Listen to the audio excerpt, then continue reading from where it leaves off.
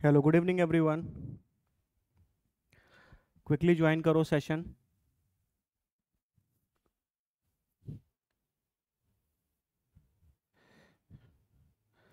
Quickly session join करो। Sound clear है क्या? कमेंट कर दो एक बार।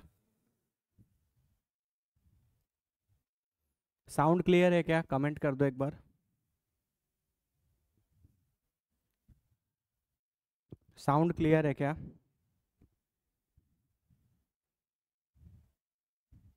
ओके, ठीक है।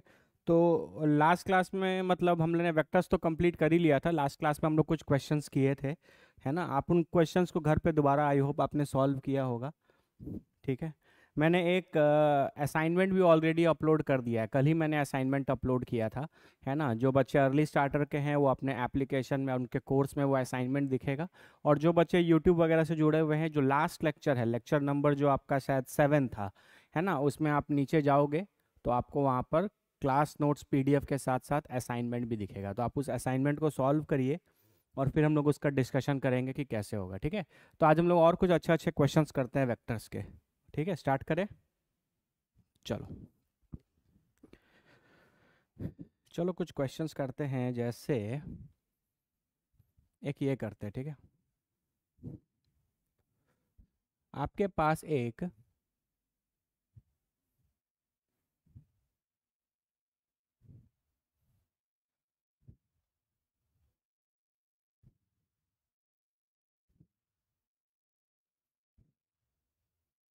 लेट से एक रेगुलर हेक्सागन है। ठीक है। ये एक ये एक रेगुलर हेक्सागन है। ठीक है, आप इसको इसका सेंटर मान सकते हैं। इसको कुछ नाम दे देते हैं, जैसे ए बी सी डी ई और एफ। तो A B C D E F एक रेगुलर हेक्सागन है। रेगुलर हेक्सागन मतलब जिसके सारे साइड्स के जो लेंथ हैं वो इक्वल रहेंगे। ठीक है।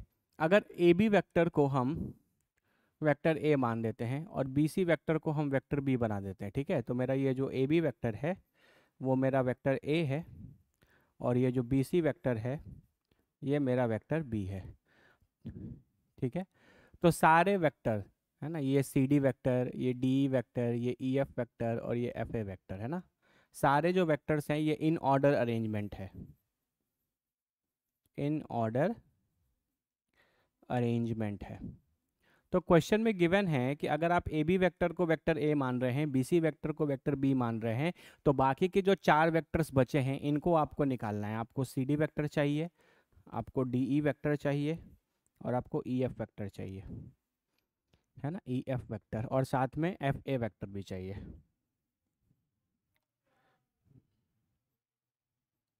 एफ ए वेक्टर भी चाहिए। ठीक है। तो ये क्वेश्चन है कि अगर दो वेक्टर को ए वेक्टर ए और वेक्टर बी मान लिया गया तो आपको बाकी सारे वेक्टर्स निकालने हैं। ठीक है, थोड़ा ट्राई करो इसको। ट्राई करो, कैसे करोगे? इजी है, थोड़ा सोचो कैसे करोगे।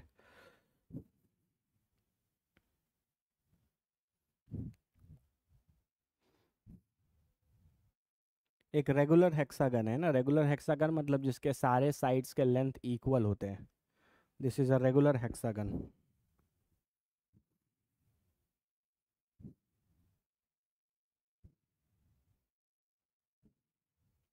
हाँ, वेरी गुड रघुनाथ, का आंसर आ भी गया। ठीक है, कुछ और बच्चे ट्राई करो, ट्राई करो आराम से। मेरे हड़बड़ाने, देखो हड़बड़ा कर कभी भी कोई चीज़ नहीं करना है ना आप, क्योंकि जनरली ये वेक्टर वगैरह बच्चे तब पढ़ते हैं जब आप 10th से 11th में आए रहते हैं, तो आपके लिए सारी चीज़ें नई रहती है ना। तो आप एक हमेशा कोशिश करो कि स्टार्टिंग के एटलीस्ट जो 2-4 महीने हैं ना उनको बहुत कंट्रोल्ड वे में पढ़ाई करो। कंट्रोल्ड वे में इन द सेंस कि जल्दी जल्दी ख़त्म करने से कुछ नहीं होगा। आप चीज़ों को कितना सीख रहे हैं, कितना अंडरस्टैंडिंग डेवलप हो रहा है, क्योंकि आपके लिए फिजिक्स केमिस्ट्री मैथमेटिक्स सब अलग लेवल पर और डिफरेंट एकदम नई चीज़ें रहती हैं, है ना। तो सीखने के लिए टाइम लेंगे हम लोग, कोई दिक्कत नहीं है। रघुनाथ का आंसर लगभग 50% करेक्ट है, कुछ कुछ गलत है, लेकिन आप कॉन्सेप्ट समझ गए रघुनाथ। आपके जो आंसर्स आए हैं उससे आपने कॉन्सेप्ट बिल्कुल अच्छे से पकड़ लिया है। थोड़ा देखो क्या मिस्टेक है। बाकी लोग भी आंसर्स कमेंट करो जल्दी।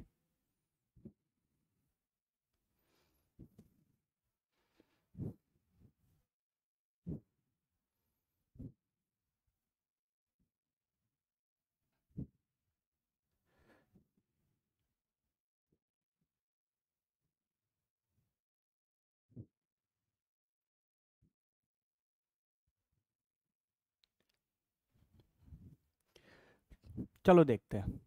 ठीक है, कुछ वेक्टर्स तो बहुत आसान है, जैसे अगर आप डी वेक्टर को देखो तो D vector A B vector का ऑपोजिट है। ए बी वेक्टर का डायरेक्शन ये है और डी वेक्टर का डायरेक्शन ये है, और दोनों का मैग्नीट्यूड सेम है क्योंकि ये रेगुलर हेक्सागन है। तो ये यानी डी वेक्टर को आप लिख सकते हो negative of A B vector. इसका मतलब ये तो माइनस वेक्टर ए हो गया। ये तो बहुत सिंपल था, है ना। देखो डीई और ए बी का मैग्नीट्यूड सेम है और डीई का डायरेक्शन ए बी के अपोजिट है, याद करिए पहला क्लास, है ना। ये दोनों एक दूसरे के नेगेटिव ऑफ अ वेक्टर है ना। तो अगर ये वेक्टर ए बी को वेक्टर ए बोला है तो DE vector minus vector A हो जाएगा। सिमिलरली बी सी वेक्टर देखो और ई एफ वेक्टर देखो, ई एफ वेक्टर को भी आप negative of B C vector लिख सकते हो, तो ये भी माइनस वेक्टर बी हो गया। तो ये दोनों तो निकल गए बहुत आसानी से, है ना। ये दोनों एक दूसरे के नेगेटिव वेक्टर्स हैं। अब आपको निकालना है सी डी वेक्टर।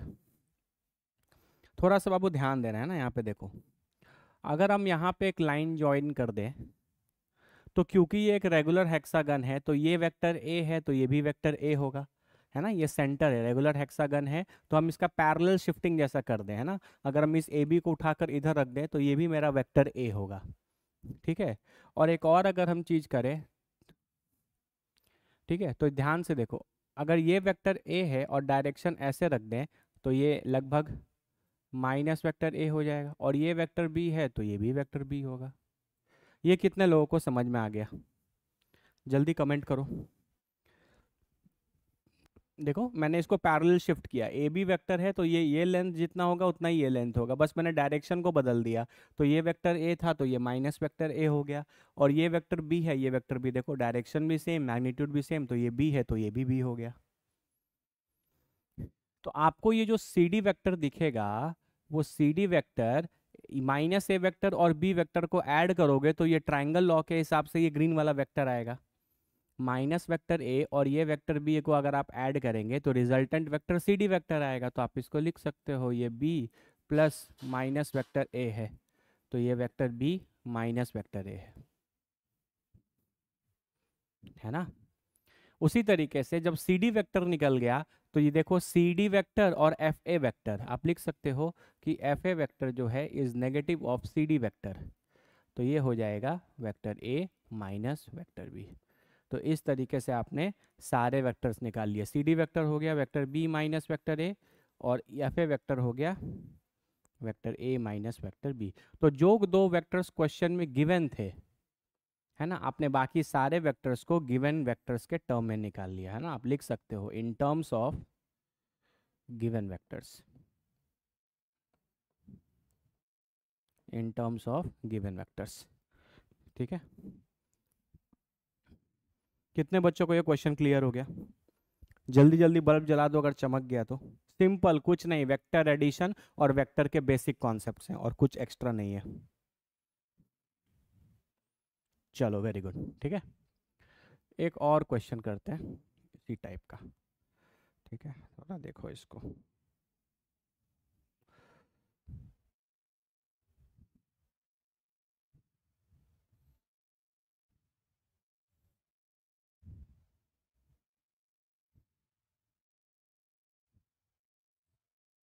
ये फिर आपके पास एक रेगुलर हेक्सागन है।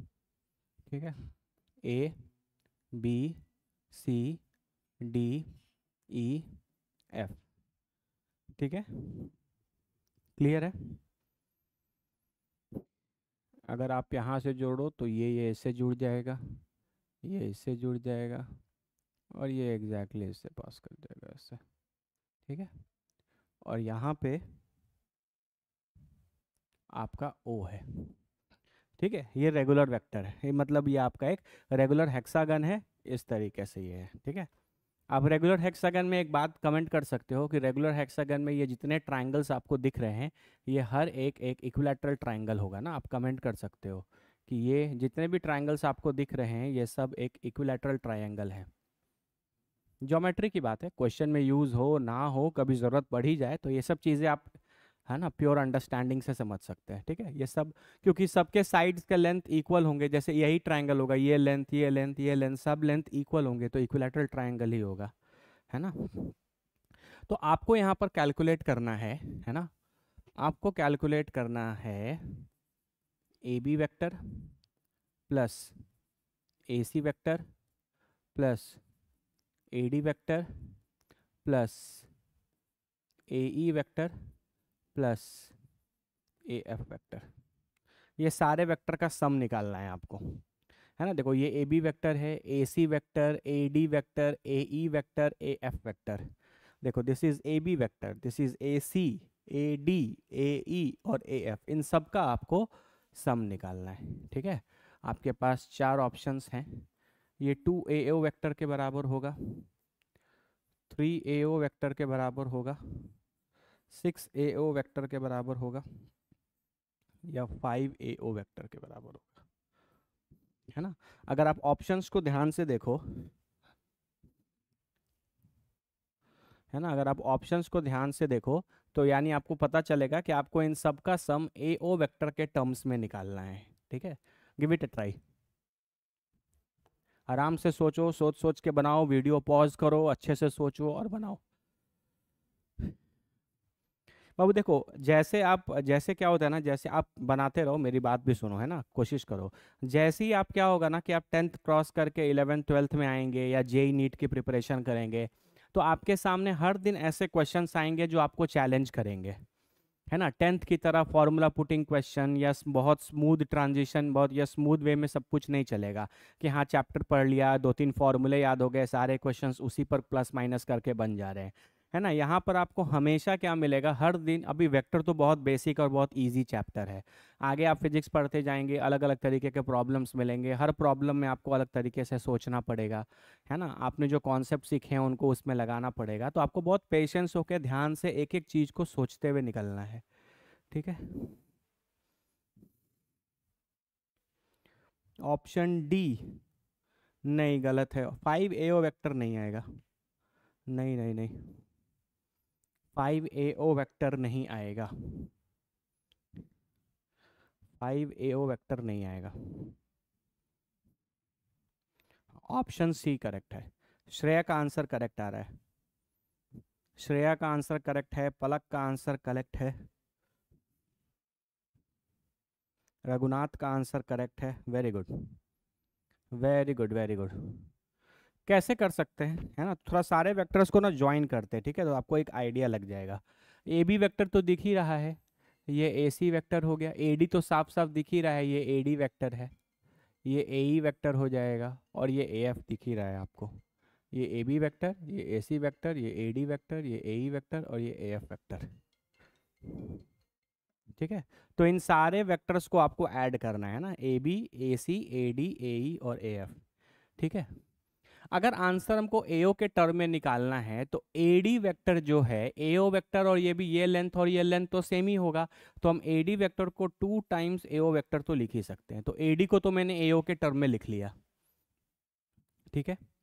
अब आते एई वेक्टर को कैसे लिखेंगे। AE vector, AD vector, AD vector plus DE vector के बराबर होगा। यहाँ पे देखो एक ट्राइंगल दिखेगा आपको, AD vector plus DE vector मिलकर एई वेक्टर होगा।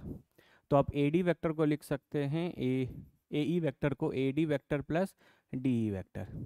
अच्छा, एडी वेक्टर तो ऑलरेडी 2A वेक्टर है।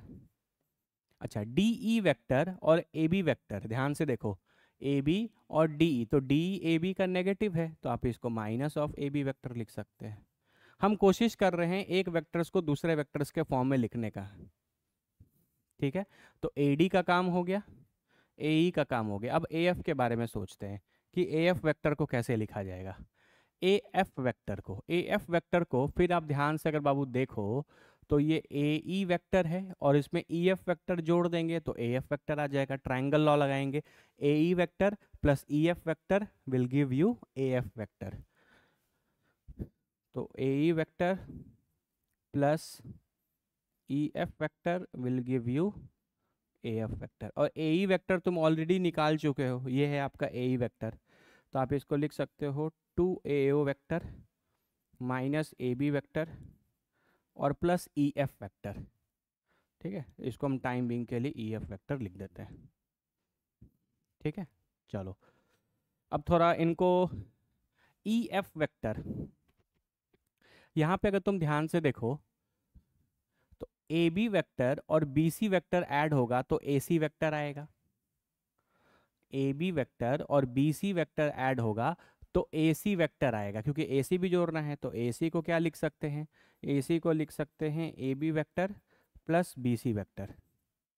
ठीक है, अब इन सबको एक साथ लिख देते हैं। ठीक है, तो ए बी वेक्टर ही है, प्लस ए सी वेक्टर को भी आप लिख सकते हो A B vector plus B C vector. ठीक है, लिख लिया भाई। ए डी वेक्टर को आप लिख सकते हो 2AO वेक्टर, लिख लिया। ए ई वेक्टर को आप लिख सकते हो 2AO vector minus A B vector. और लास्ट में ए एफ वेक्टर को आप फिर लिख सकते हो 2AO vector minus A B vector plus E F vector. तो ध्यान से देखो, A B vector A B vector A B vector A B vector cut जाएगा, क्या बचा 2AO vector plus 2AO vector plus 2AO vector, this will be 6AO vector.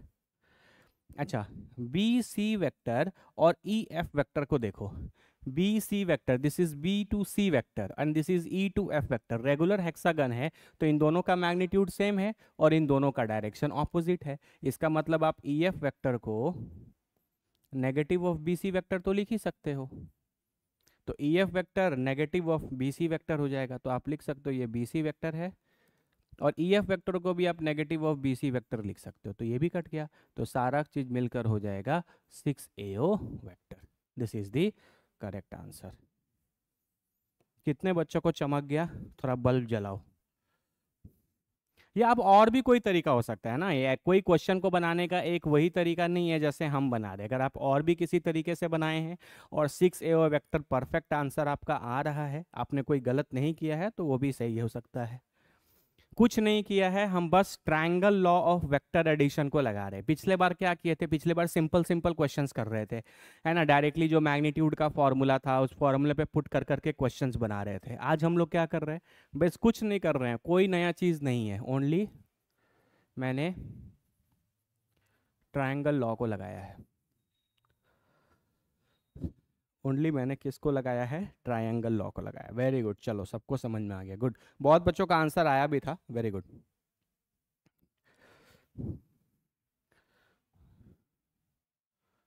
चलो एक question देता हूँ, ठीक है।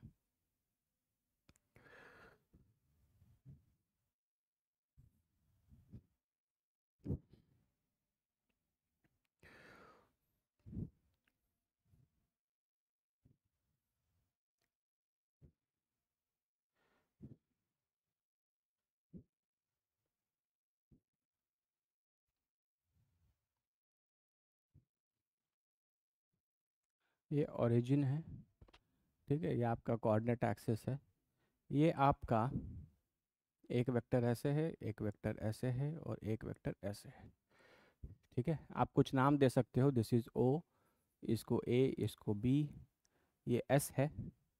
एस जो है वो mid point of A B vector है। ठीक है, आप इसको वेक्टर पी बोल लो, ये वेक्टर क्यू है और ये वेक्टर आर है। ठीक है, तो आपको निकालना है find the relation between vector P, vector Q and vector R. ठीक है,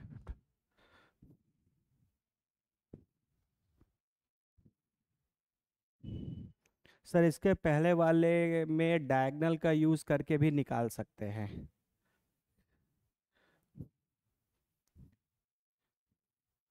इसमें हाँ हाँ हाँ, वैसे भी निकाल सकते हैं बाबू, वैसे भी निकाल सकते हैं। आप किसी भी तरीके से निकाल सकते हैं ना, मैं तो पहले ही तो बोला कि किसी क्वेश्चन को बनाने का एक ही तरीका ये है, वो बात सही नहीं है। आपका आंसर रघुनाथ बिल्कुल सही है और आप आंसर उस जो मेथड आप बोल रहे हैं उस मेथड से भी आंसर आ जाएगा। असाइनमेंट का डिस्कशन होगा श्रेया, जो असाइनमेंट मैंने आपको दिया था उसका डिस्कशन होगा कल के क्लास में। पहले आज जो हम लोग क्वेश्चंस कर रहे हैं उन क्वेश्चंस पे फोकस करिए, ठीक है, ट्राई करो इसको। आपके पास तीन वेक्टर है, vector P, vector Q, vector R, और ये ए बी है ना। इसको आप ए बी वेक्टर भी बोल सकते हो, है ना, ए बी, ये ए बी वेक्टर ही है, ऐसा ए से बी के तरफ वाला वेक्टर। ठीक है, तो आपको vector P, vector Q, vector R के बीच में रिलेशन निकालना है और ये क्वेश्चन में गिवन है कि एस जो है वो मिड पॉइंट है ए बी का।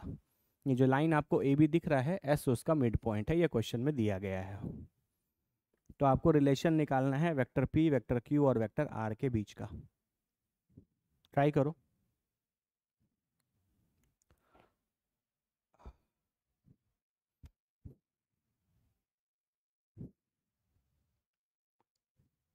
ये बेटा ट्राई कैसे करोगे सोचो।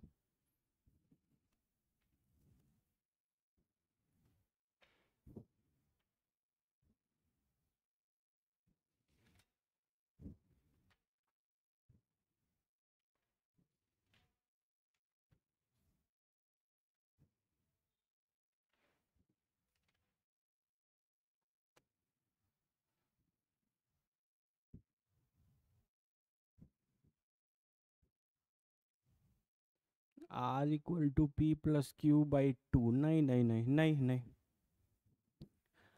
मिड पॉइंट का फॉर्मूला थोड़ी लगाना है बाबू, नहीं।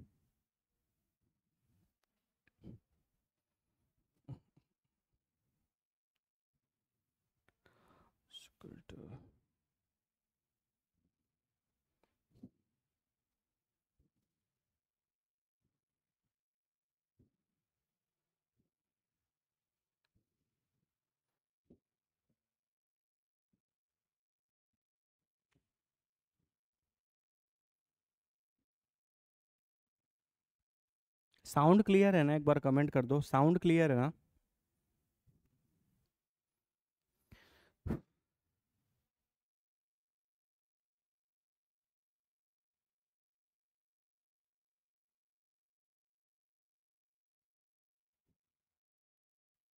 क्या बना रहे हो, क्या बता रहे हो, क्वेश्चन कौन सा दिए हैं आप, आंसर को देखो। हमको देखो, आप ना हमको मूर्ख नहीं बना सकते बाबू। जिस स्पीड से आपका आंसर आता है ना, हम ये बहुत अच्छे से समझ सकते हैं कि आपके बगल में कोई सॉल्यूशन खुला हुआ है। जिस स्पीड से आपका आंसर आ रहा है ना, आप अभी इतने होशियार नहीं हो गए हैं कि आप हमको मूर्ख बना सकते हैं। जिस स्पीड से आपका आंसर आता है ना, कभी कभी कुछ कुछ बच्चों का उनको लगता है कि हम जल्दी बता देंगे तो सर इम्प्रेस हो जाएंगे, वो हमको पता है कि आपको कितना आ सकता है। इसलिए आप मेरे से स्मार्ट बनने का कोशिश मत करिए। जब कोई क्वेश्चन दिया जाता है उसको ऑनेस्टली ट्राई कीजिए। सॉल्यूशन देख के बनाने वाले लोग को आज तक कभी कोई भी पढ़ाया हुआ चीज़ नहीं आया, और फिजिक्स तो आप भूल ही जाइए। अगर आप ये टेंडेंसी रखते हैं कि हम सॉल्यूशन देख के बना देंगे, तो आप भूल जाइए कि आपको फिजिक्स कभी आएगा।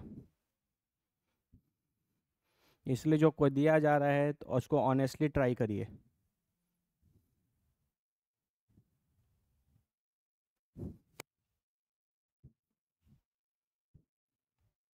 आपको vector P, vector Q, vector R के बहुत सिंपल है, बहुत ही सिंपल है। कोई इसमें ऐसा रॉकेट साइंस नहीं है जो आप नहीं कर सकते, है ना।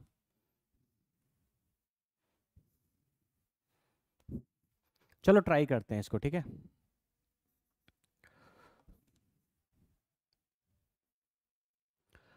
आपको एक ट्रायंगल दिख रहा होगा O A S. In triangle O A S triangle दिख रहा होगा। इस ट्रायंगल में अगर आप वेक्टर पी को और ए एस वेक्टर को ऐड करेंगे तो आपको क्यू वेक्टर मिलेगा कि नहीं। हम लिख सकते हैं vector P plus A S vector will be equal to vector Q, simple triangle law से। ये वेक्टर देखो अरेंजमेंट हेड टेल है, ये रिजल्टेंट वेक्टर है वेक्टर क्यू। ठीक है, इसको आप इक्वेशन नंबर 1 बना सकते हो।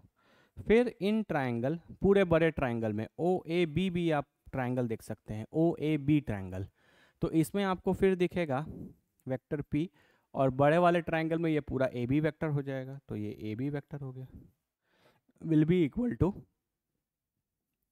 Vector R, equation number 2। कोई दिक्कत? तो ए बी वेक्टर को आप क्या लिख सकते हो, ए बी वेक्टर को आप 2 times of A S vector लिख सकते हो, इज इक्वल टू क्या हो जाएगा वेक्टर आर। क्योंकि ए एस जो है वो इसका मिड पॉइंट है, तो A B will be 2 times of A S, तो ये 2 ए एस वेक्टर हो सकता है। तो आपके पास vector P plus A S vector is equal to vector Q है, और आपके पास vector P plus 2 A S vector equal to vector R है। तो सिंप्लीफाई करने के लिए आप इस इक्वेशन को भी 2 से मल्टीप्लाई करेंगे तो सारा 2 टू 2 हो जाएगा। फिर आप सब्ट्रैक्ट करेंगे तो 2 और 2 कट जाएगा, तो 2p माइनस पी क्या बचेगा, वेक्टर p, और इज इक्वल टू क्या हो जाएगा 2q vector minus vector r। तो आप लिख सकते हैं vector p plus vector r divided by 2 is equal to Q vector. या ऐसा क्यों लिखना है, ये तो आप डायरेक्टली लिख सकते हैं ऐसे, vector p plus vector r is equal to 2 times of Q vector. ये आपका करेक्ट आंसर है।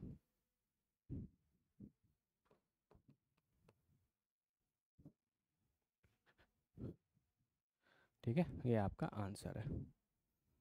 कुछ नहीं किया, बस 2 बार ट्रायंगल लॉ लगा दिया और आपके दोनों ट्रायंगल्स के बीच के जो वेक्टर्स हैं उनका रिलेशन आ गया। ठीक है, एस नहीं आना चाहिए बाबू आपको, देखो आप एस वेस नहीं आना चाहिए। क्यों नहीं आना चाहिए? क्योंकि उसने साफ साफ बोला है कि आपको पी क्यू और आर के बीच में ही रिलेशन निकालना है, तो सिर्फ पी क्यू और आर होना चाहिए। ठीक है, एक बार आप अच्छे से देखो इसको कैसे करोगे, आराम से देखो, है ना, हड़बड़ाना नहीं है। देखो हम क्या कर रहे हैं, हम बस तीनों क्वेश्चन जो आज हम लोग कर रहे हैं, अभी पहले जो किए वो सब ट्रायंगल लॉ लगा रहे हैं। आपको आपको यहाँ पर 2-3 ट्रायंगल दिख रहे थे, आप ट्रायंगल्स लो और उसके हिसाब से चीज़ों को कर लो। यहाँ पे तो बेसिकली क्या है, 2 इक्वेशन और 2 अननोन, यही है।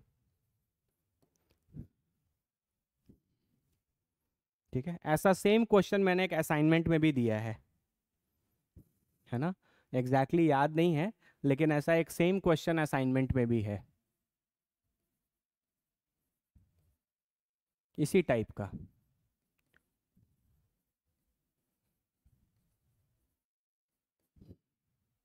ठीक है, उसको ट्राई करना सॉल्व करने का। ठीक है, अब तुमसे सॉल्व हो जाना चाहिए वो, ट्राई एंड सॉल्व।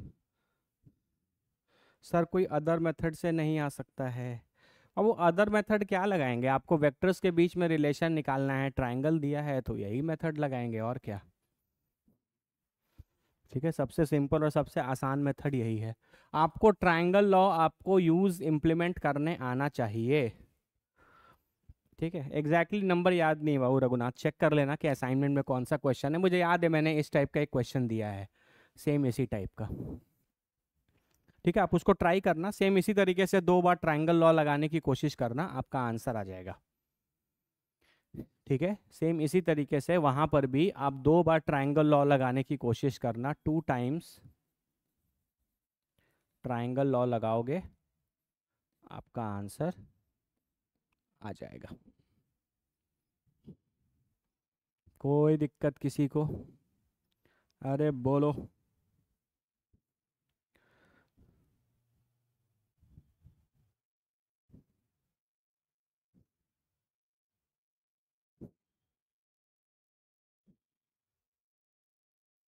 कितने लोग को चमक गया, जल्दी कमेंट करो फिर आगे बढ़ेंगे।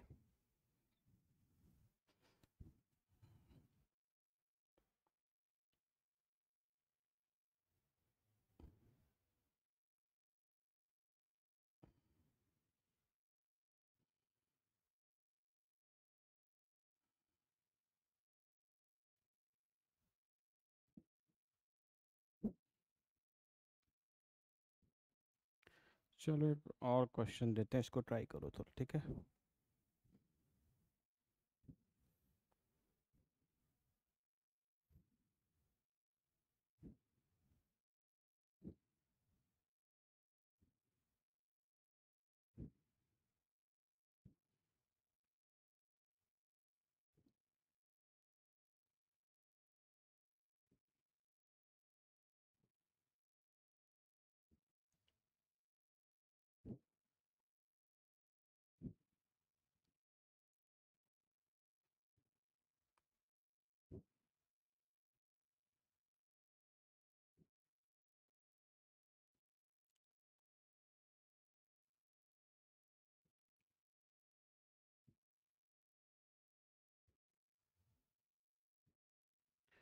ये वेक्टर डी है, ये वेक्टर सी है, ये वेक्टर बी है, ये वेक्टर ए है, ये वेक्टर एक्स ये वेक्टर वाई है, और ये वेक्टर जेड है ना। इस तरीके का ये एक फिगर बना हुआ है ना, और आपके पास ऑप्शंस हैं, vector X is equal to vector A plus vector B minus vector C plus vector D,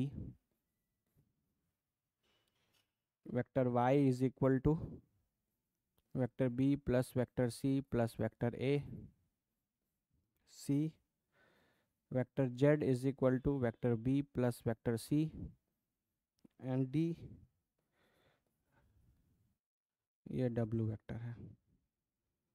W vector is equal to vector A plus vector B.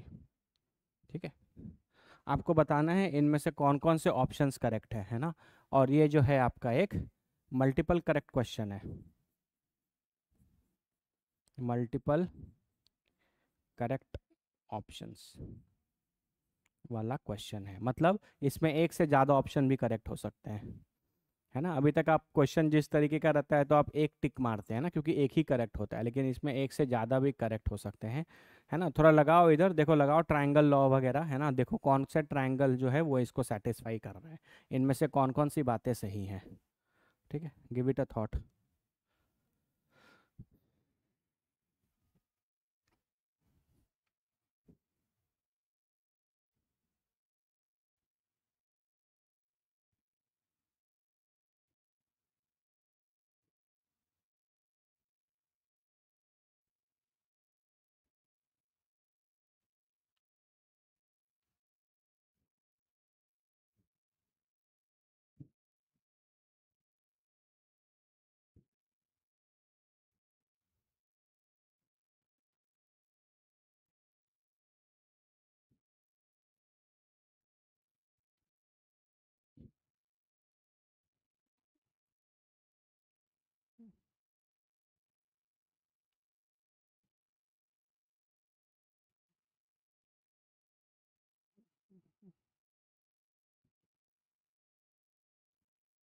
B C D are correct.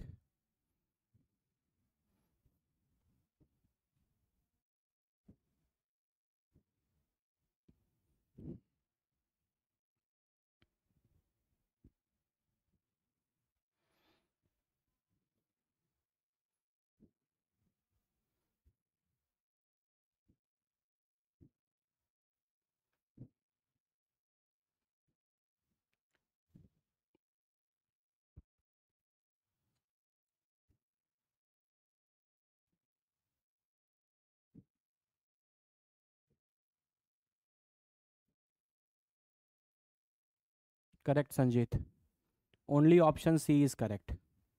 Multiple correct है लेकिन इसका answer तो एक ही correct आ रहा है। एक एक करके चेक करते हैं। देखो z is equal to B plus C, देखो आपका b वेक्टर यहाँ है, this is your b vector, और ये c वेक्टर। देखो इसका हेड इसके टेल के साथ मिल रहा है, तो यहाँ अरेंजमेंट किस तरीके का है, हेड टेल। यहाँ अरेंजमेंट टेल है तो c और b ऐड करेंगे तो देखो z जो है वो रिजल्टेंट वेक्टर है।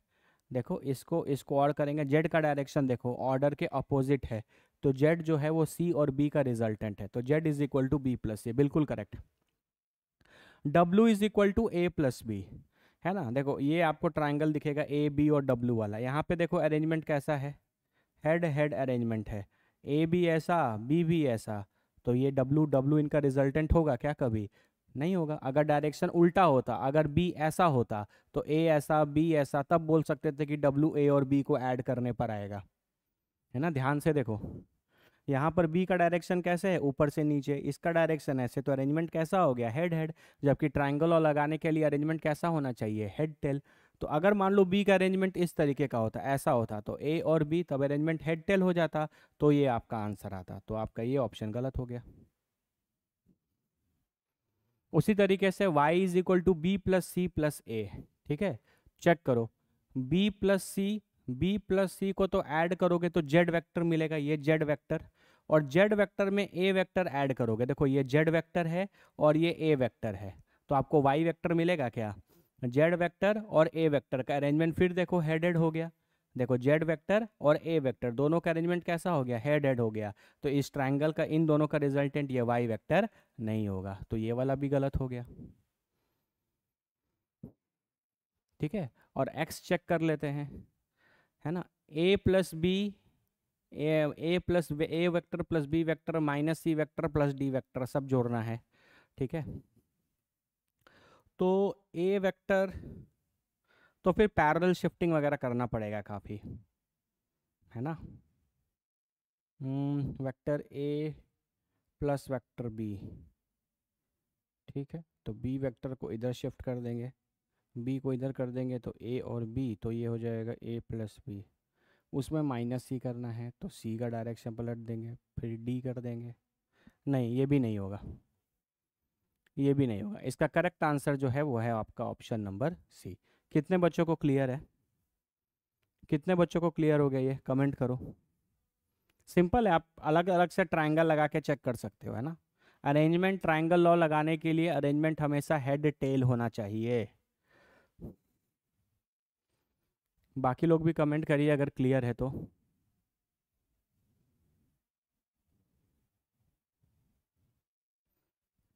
ओके, ठीक है। अब थोड़ा बोर्ड पे ध्यान से देखना बाबू, एक एक क्वेश्चन बहुत अच्छा है, उस क्वेश्चन के लिए हम आपको एक कॉन्सेप्ट सिखाना चाह रहे हैं, ठीक है ना। उस क्वेश्चन के लिए ही हम आपको कॉन्सेप्ट जो है वो सिखाना चाह रहे हैं, ठीक है। चलो बोर्ड पे ध्यान देंगे। आपके पास ये मान लीजिए एक्स, एक्स डैश, वाई और ये वाई डैश है। ये आपका ओरिजिन हो गया, ठीक है। आप यहाँ पे एक वेक्टर ले लेते हैं, जैसे मान लीजिए मैंने यहाँ वेक्टर ए ले लिया, this is my vector A, ठीक है। इसका डायरेक्शन दिखाने के लिए हम एक बता देते हैं कि ये एक्स एक्सिस से अल्फा एंगल बना रहा है और वाई एक्सिस से बीटा एंगल बना रहा है। दोनों एंगल हम आपको दे दिए, है ना। एक्स एक्सिस से ये अल्फा एंगल बना रहा है और वाई एक्सिस से ये बीटा एंगल बना रहा है, ठीक है। कोई दिक्कत किसी को? बोलो बोलो, ठीक है। जब कभी भी कोई वेक्टर है ना, जैसे यहाँ पर एक वेक्टर है, तो उसने एक्स एक्सिस के साथ कितना एंगल बनाया बताओ? Cos alpha, sorry alpha. और वाई एक्सिस के साथ कितना एंगल बनाया? बीटा, ठीक है। तो अगर आप यहाँ पे देखो, अगर हम यहाँ पर देखें बेसिकली, तो हम यहाँ पर अगर हम कॉस अल्फा लिखें और यहाँ पर कॉस बीटा लिखें, जहाँ पर अल्फा और बीटा क्या है, अल्फा और बीटा जो है वो वेक्टर ए जो है वो एंगल बना रहा है कोऑर्डिनेट एक्सिस के साथ, ठीक है। तो ये कॉस अल्फा और कॉस बीटा को बोला जाता है डायरेक्शन कोसाइंस। क्या बोला जाता है? Direction cosine. कोसाइन मतलब, क्योंकि कॉस, कॉस का फुल फॉर्म होता है कोसाइन, ठीक है। तो ये कॉस अल्फा जो है और कॉस बीटा जो है वो आपके हो गए डायरेक्शन कोसाइंस, ठीक है। डायरेक्शन कोसाइंस क्यों? क्योंकि वो बेसिकली डायरेक्शन बता रहे हैं। आप ये भी बोल सकते हो कि वेक्टर ए एक्स एक्सिस के साथ अल्फा एंगल बना रहा है और वाई एक्सिस के साथ बीटा एंगल बना रहा है ना। तो डायरेक्शन कोसाइंस है, तो हम कॉस के टर्म्स में एक्सप्रेस करने की कोशिश करेंगे। तो कॉस अल्फा और कॉस बीटा जो है वो इस वेक्टर ए का डायरेक्शन कोसाइंस है ना। डायरेक्शन कोसाइंस ऑफ वेक्टर ए, आप ऐसा बोल सकते हो, ठीक है। तो हम यहाँ पर एक ऑपरेशन करते हैं, जैसे हम यहाँ पर बोलें कि ये cos square alpha plus cos square beta की वैल्यू निकालना चाहते हैं, है ना। स्क्वायर ऑफ डायरेक्शन कोसाइंस का सम निकालना चाहते हैं। तो बताओ यहाँ पर क्या होगा? कॉस स्क्वायर अल्फा, अच्छा बीटा जो है, बीटा को 90 माइनस अल्फा भी लिखा जा सकता है। ये बीटा जो है उसको हम 90 माइनस अल्फा भी लिख सकते हैं। तो ये cos square of 90 minus alpha हो जाएगा। तो ये कॉस स्क्वायर अल्फा हो गया, और कॉस 90 माइनस थीटा क्या होता है? Sine theta. तो ये तो साइन स्क्वायर अल्फा हो गया, और sign square alpha plus cos square alpha क्या हो गया? 1। इसका मतलब हमेशा याद रखना कि sum of squares of direction cosines of a vector is 1। Sum of squares of direction cosines of a vector is 1, है ना। मान लो ये मैंने किस में लिया है? 2 डायमेंशन में लिया है। अगर तुम यहाँ 3 डायमेंशन में भी ले लेते, है ना, तो आपके पास 3 एंगल आते, अल्फा, बीटा और गामा। अल्फा मान लेते थे एक्स एक्सिस के साथ एंगल होता, बीटा मान लेते कि ये वाई एक्सिस के साथ एंगल होता, और गामा को मान लेते कि ये जेड एक्सिस के साथ एंगल होता। तो भी आप लिखते कॉस अल्फा, कॉस बीटा और कॉस गामा। तो ये क्या हो जाते? ये हो जाते डायरेक्शंस कोसाइन, डायरेक्शन कोसाइंस, है ना। वो फिजिक्स में तो बाबू उतना यूज़ नहीं है, लेकिन कुछ कॉन्सेप्ट के लिए मैंने आपको बता दिया। जब आप मैथ्स में वेक्टर पढ़ोगे ना क्लास 12th में, तो वहाँ डायरेक्शन रेशियोज, डायरेक्शन कोसाइंस का बहुत फिजिकल सिग्निफिकेंस है और बहुत क्वेश्चंस में बनता भी है, ठीक है। तो cos alpha cos beta cos gamma आपके हो गए डायरेक्शन कोसाइंस। तो यही प्रॉपर्टी आप यहाँ पे भी लगा सकते हो कि सबका स्क्वायर का जो सम आएगा, है ना, वो हमेशा 1 आएगा। ठीक है, आप ये चीज हमेशा समझ सकते हो, है ना। कितने बच्चों को चमक गया पहले कमेंट करो, कितने बच्चों को चमक गया कमेंट करो,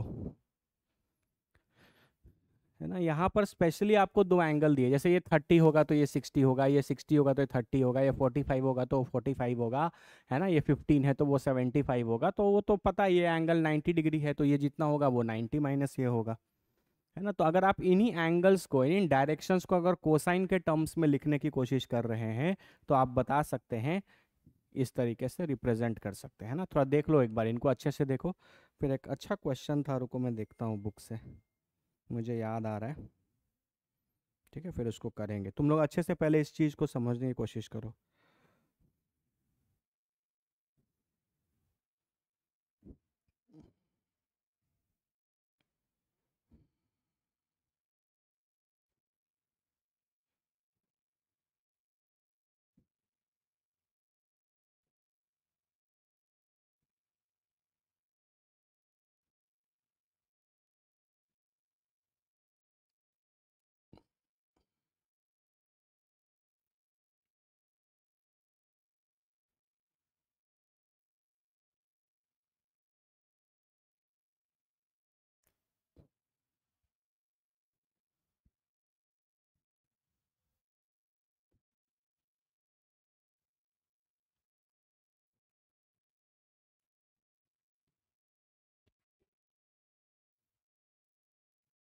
ठीक है,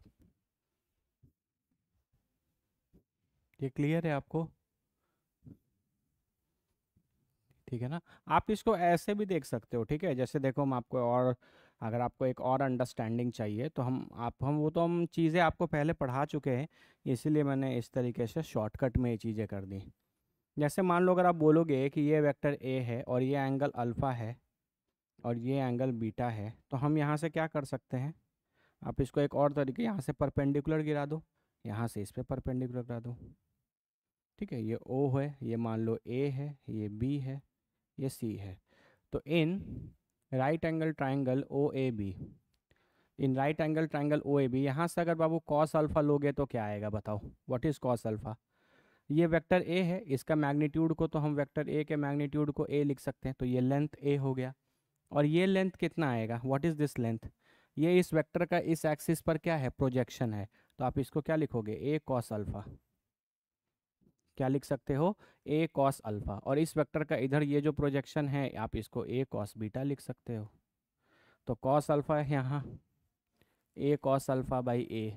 तो आप समझ सकते हो कि वो एक ही चीज़ है, आप वेक्टर के टर्म्स में भी इनको लिख सकते हो। ठीक है, समझ रहे हो? अरे यार शट शट शट, ठीक है, आओ।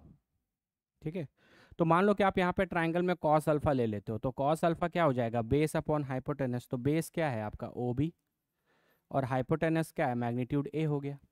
सिमिलरली इन ट्राइंगल ओ ए सी, अब यहाँ पे अगर आप कॉस बीटा लेते हो तो कॉस बीटा का बेस ये है ओ सी, और हाइपोटेनस तो ओ ए ही है, ए ही हो गया। अब आप स्क्वायर करके ऐड कर दोगे, cos square alpha plus cos square beta कर दोगे, तो ये बाबू आपका O B square by A square plus O C square by A square आएगा। अच्छा, O B square, O C square और बी ए स्क्वायर, तो यानी ये और ये लेंथ तो सेम है, तो this square plus this square तो मिलकर हाइपोटेनस ही होगा ना पाइथागोरस से। तो ये भी आपका फिर ए स्क्वायर बाई ए स्क्वायर ही आएगा, तो ये कट के ये भी 1 आ सकता है। तो आप आराम से कर सकते हो, ये वाला भी अप्रोच लगा सकते हो और ये वाला भी अप्रोच लगा सकते हो। मेन इंपॉर्टेंट कॉन्सेप्ट ये है कि sum of squares of direction cosines of a vector is always equal to 1। Direction cosines क्या रिप्रेजेंट करता है, डायरेक्शन बाबू, डायरेक्शन वो आपको बताने की कोशिश कर रहा है। डायरेक्शन, एंगल्स हमेशा डायरेक्शन को रिप्रेजेंट करने की कोशिश करते हैं, क्योंकि आप इन एंगल्स को अगर पता है, अगर तुम यहाँ पे साइन लिखोगे है ना, यहाँ साइन लिख दोगे, कॉट लिख दोगे, टैन लिख दोगे, है ना, तो ये वैल्यू वन नहीं आएगा, ये वन सिर्फ आता है कॉस के लिए। ठीक है, तो एक हुआ ना कि एक चीज़ों को सिंप्लीफाई करने के लिए यहाँ पर कॉस लिया गया, क्योंकि कॉस कॉस अगर ऐड होता जाएगा तो हमेशा वैल्यू वन आएगा। अब टैन लोगे तो वैल्यू वन नहीं आएगी, साइन भी लोगे तो वैल्यू वन नहीं आएगी, कॉस लोगे तो वैल्यू वन आएगी। इसलिए कॉस के टर्म्स में डिफाइन किया गया। डिफाइन करने को हम टैन कॉट साइन किसी के भी टर्म्स में कर सकते थे, लेकिन सबका रिजल्ट इतना सिंपल नहीं आता। वन क्या एकदम परफेक्ट सिंपल आंसर आ रहा है वन, है ना, कि सबके कॉस का स्क्वायर करके अगर ऐड किया जाएगा तो वन आएगा, समझ रहे हो। अगर आप सबके साइन के स्क्वायर का ऐड करके करोगे तो वन नहीं आएगा, कुछ और आएगा। तो चीज़ों को सिंप्लीफाई करने के लिए, है ना, वन एक स्टैंडर्डाइज करने के लिए कि आंसर वन आ रहा है, देखा गया कि हर कॉस का वन आ रहा है, तो बोल दिया गया कि कॉस ही करेंगे। इसलिए नाम भी डायरेक्शन कोसाइन पड़ा, है ना। अगर साइन लिखते तो डायरेक्शन साइंस हो जाता, टैन करते तो डायरेक्शन डायरेक्शन टैंजेंट हो जाता, है ना। इस तरीके की बात है। क्लियर हुआ क्या? कमेंट करो जल्दी,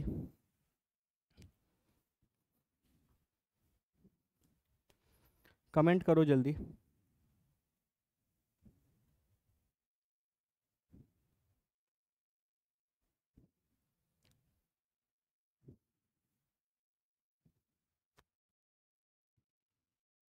ठीक है, चलो एक क्वेश्चन हम तुमको देते हैं।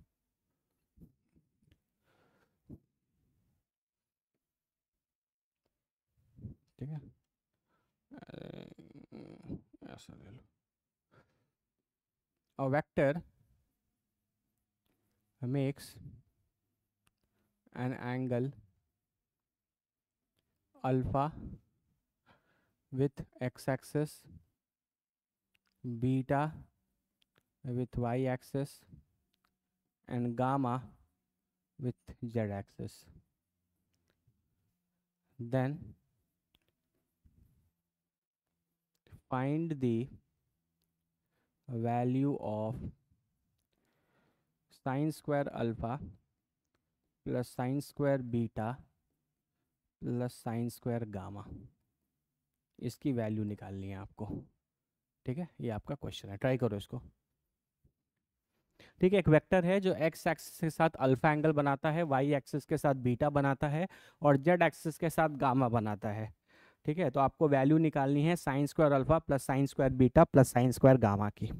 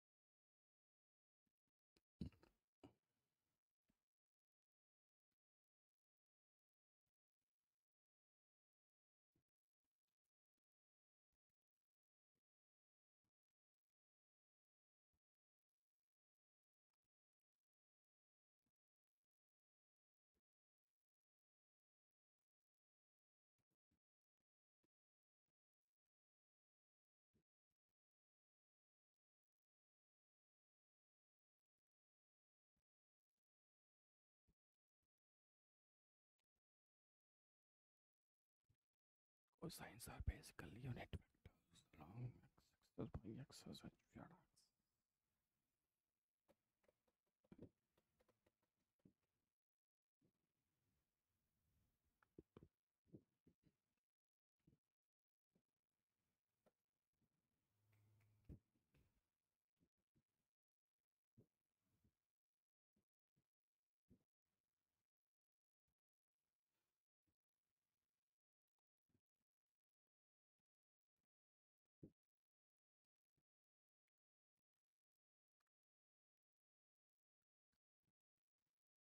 बताओ आंसर कितना आएगा, कमेंट करो जल्दी।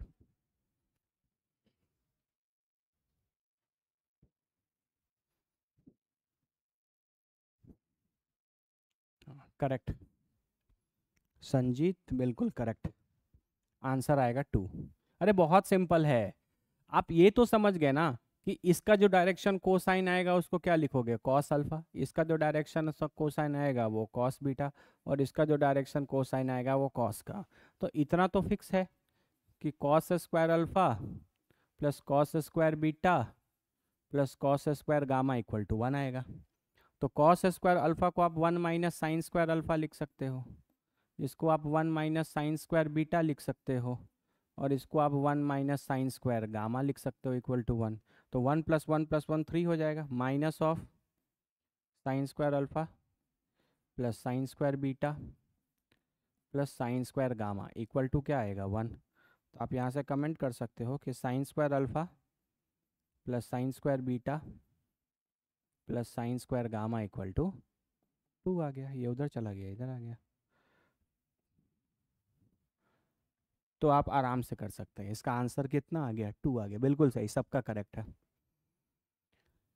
ठीक है, तो आप इस प्रॉपर्टी को याद रखना बाबू, है ना। मैथ्स वगैरह में, है ना, जब आप मैथ्स में वेक्टर पढ़ोगे तो सच में ये बहुत इंपॉर्टेंट है, और इससे और बहुत सारी चीज़ें बता सकते हैं। ठीक है, अभी उतना डिटेल में नहीं जाएंगे क्योंकि हम लोग बेसिक फिजिक्स के लिए वेक्टर्स पढ़ रहे हैं। ठीक है, चलो, है ना।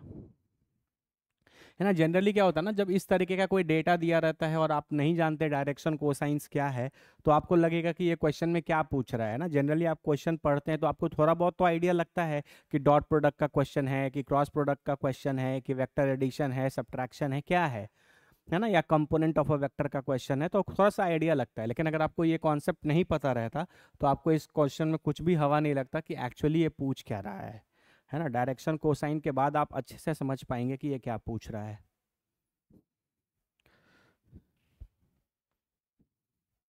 सर क्लास 9th के बैच का टाइमिंग क्या है? नहीं बाबू, अभी क्लास 9th और 10th के लिए मैंने बैचेस स्टार्ट नहीं किए क्योंकि वैसे ही फुर्सत नहीं मिल रहा है ना। सुबह से ऑफलाइन क्लासेस चलते रहते हैं, जेई का चलता है, 11th 12th, फिर नीट, है ना। नीट वाले बच्चे आते हैं, फिर शाम में आपका हो जाता है, थोड़ा यूट्यूब के लिए भी कुछ कुछ रिकॉर्डिंग करना रहता है। नहीं मिल पाता है समय, है ना। तो लेट्स सी, देखते हैं आगे कभी समय मिलेगा तो। 9 10th का क्या है, उनका तो सिलेबस काफ़ी कम रहता है, कभी भी पढ़ा देंगे। ठीक है, ये चीज़ है। हाँ, चलो एक कुछ चीज़ें तुमसे पूछते हैं ना, उसके बाद कुछ एक दो अच्छे क्वेश्चंस करेंगे। पहले ये चीज़ बताओ, ठीक है। जैसे मान लो कि मेरे पास ये एक वेक्टर है और ये एक वेक्टर है, ठीक है। एक एक मान लेते हैं ये 5 न्यूटन का एक वेक्टर है इस डायरेक्शन में, और ये 5 न्यूटन का एक वेक्टर है इस डायरेक्शन में। ठीक है, ऐसे ये मान लो, और ओरिजिन 5 न्यूटन इधर, 5 न्यूटन इधर। तो दोनों का जो रिजल्टेंट है वो कैसे पास करेगा, बताओ। इन दो दो वेक्टर हैं, ये दो वेक्टर हैं, ये एक वेक्टर है और ये एक वेक्टर है। मान लो ये वेक्टर ए है, ये वेक्टर बी है। तो इन दोनों वेक्टर का रिजल्टेंट किस तरीके से पास करेगा, हम कुछ देखो। क्या है ना, मैंने आपको सिखा दिया, लेकिन मैं आपको कुछ स्पेशल चीज़ें बता रहा हूँ जो आपके कॉन्सेप्ट्स को और क्लियर करेंगे, है ना, और बेटर अंडरस्टैंड करने में आपको मदद करेगा। इसलिए मेरे क्लासेस और मेरे क्वेश्चंस कभी मिस मत करना, है ना। मैं आपको चुन चुन के अच्छे अच्छे क्वेश्चंस कराऊंगा जिनसे आपके कॉन्सेप्ट्स और क्लियर हो। बस मेरा एक सिंपल सा सवाल है कि इनका रिजल्टेंट कैसे पास करेगा। वेरी गुड रघुनाथ, है ना। इनका रिजल्टेंट जो है वो ऐसे पास करेगा, बिल्कुल सही। ये हो जाएगा इनका रिजल्टेंट, है ना। ट्रायंगल बनाने के लिए आप इसको पैरेलली शिफ्ट कर सकते हो और फिर बना सकते हो, तो वो तो आपको आता है ना। यहाँ अरेंजमेंट कैसा है, टेल टेल। तो ट्रायंगल बनाने के लिए आप इसको पैरेलली शिफ्ट कर दो, फिर ज्वाइन कर दो, है ना। ये जो एंगल है, ये एंगल 45 डिग्री होगा, ये एंगल भी 45 डिग्री होगा, बिल्कुल सही, है ना। बिल्कुल सही। ये आप आराम से वेक्टर के रूल से इतना तो कर ही सकते हैं। ठीक है, अब देखना मेरा, ये एक वेक्टर है, ये एक वेक्टर है, ऐसा। This is 20 Newton and this 10 Newton. ये वेक्टर ए है, ये वेक्टर बी है। इसका रिजल्टेंट बताओ कैसे पास करेगा। इसका रिजल्टेंट कैसे पास करेगा।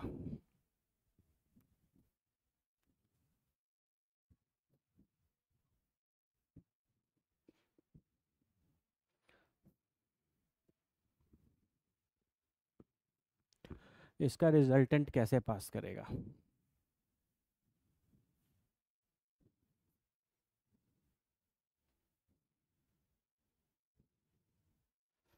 देखो, रिजल्टेंट निकालने के लिए तो आप आराम से समझ सकते हो कि आप क्या करोगे, बताओ। आप इसका पैरेलल शिफ्टिंग करा दोगे इस तरीके का, ऐसा है ना।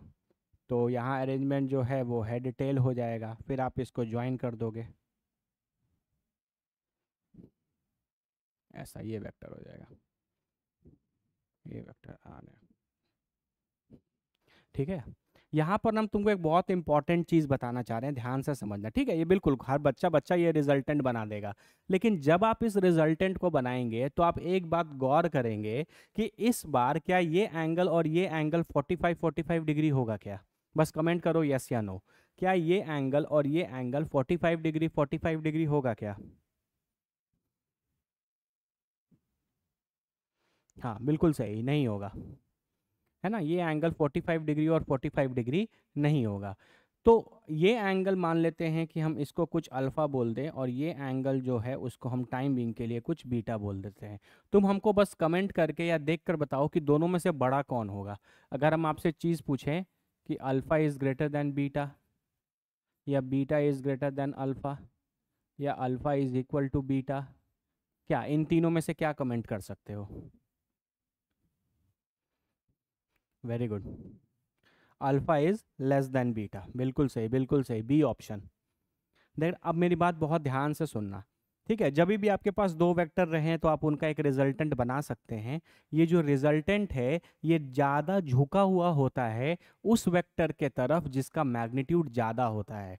जैसे यहाँ पर देखो, ये 5 न्यूटन है और ये 5 न्यूटन है, तो रिजल्टेंट एग्जैक्टली बीच से निकल गया, क्योंकि ये इसका और इसका मैग्नीट्यूड सेम था। लेकिन यहाँ पर इसका मैग्नीट्यूड 20 न्यूटन है और इसका मैग्नीट्यूड 10 न्यूटन है। तुम जब भी रिजल्टेंट बनाओगे तो तुम देखोगे कि जो जो बिगर वेक्टर होगा, मैग्नीट्यूड में जो बड़ा वेक्टर होगा, उसके साथ रिजल्टेंट हमेशा छोटा एंगल बनाएगा। या ये बोल सकते हो कि रिजल्टेंट जो है वो ज़्यादा झुका हुआ रहेगा टुवर्ड्स लार्जर वेक्टर, और जिसके साथ जो जिसका मैग्नीट्यूड कम रहेगा उससे हमेशा एंगल ज़्यादा बनाएगा। या ये भी बोल सकते हो कि ये रिजल्टेंट वेक्टर जो है वो कम मैग्नीट्यूड वाले वेक्टर से दूर होगा और ज़्यादा मैग्नीट्यूड वाले वेक्टर के तरफ होगा।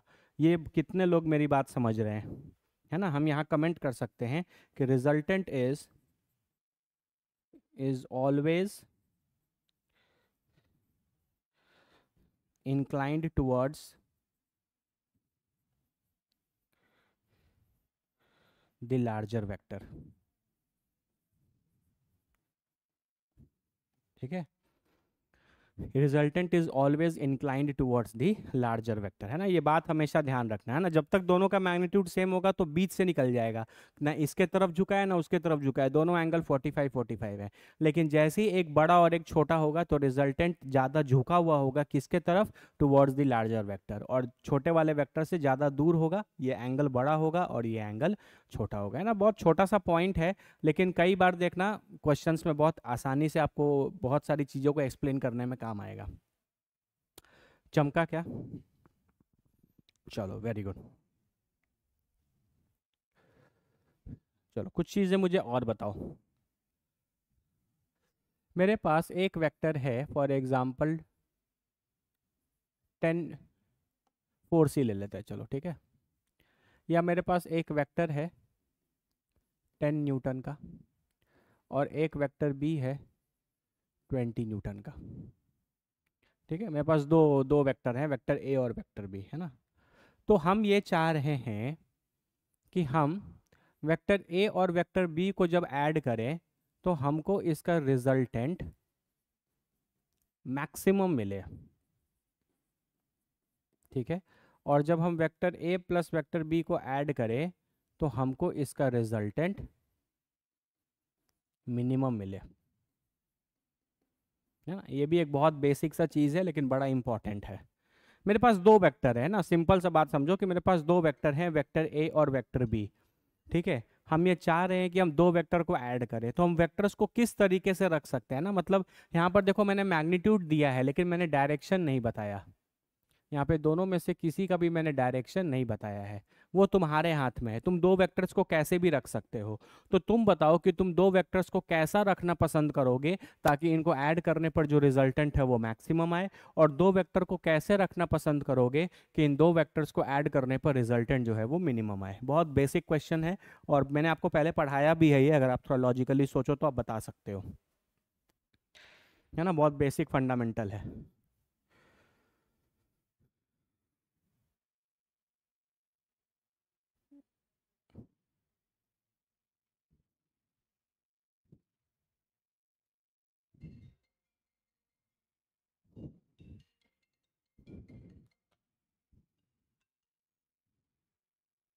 हेलो। हाँ संजय भैया, क्लास में है संजय भैया, वो क्लास में है, थोड़ा बात करते हैं आपसे। ठीक। मनीष। अच्छा ठीक है संजय भैया, हम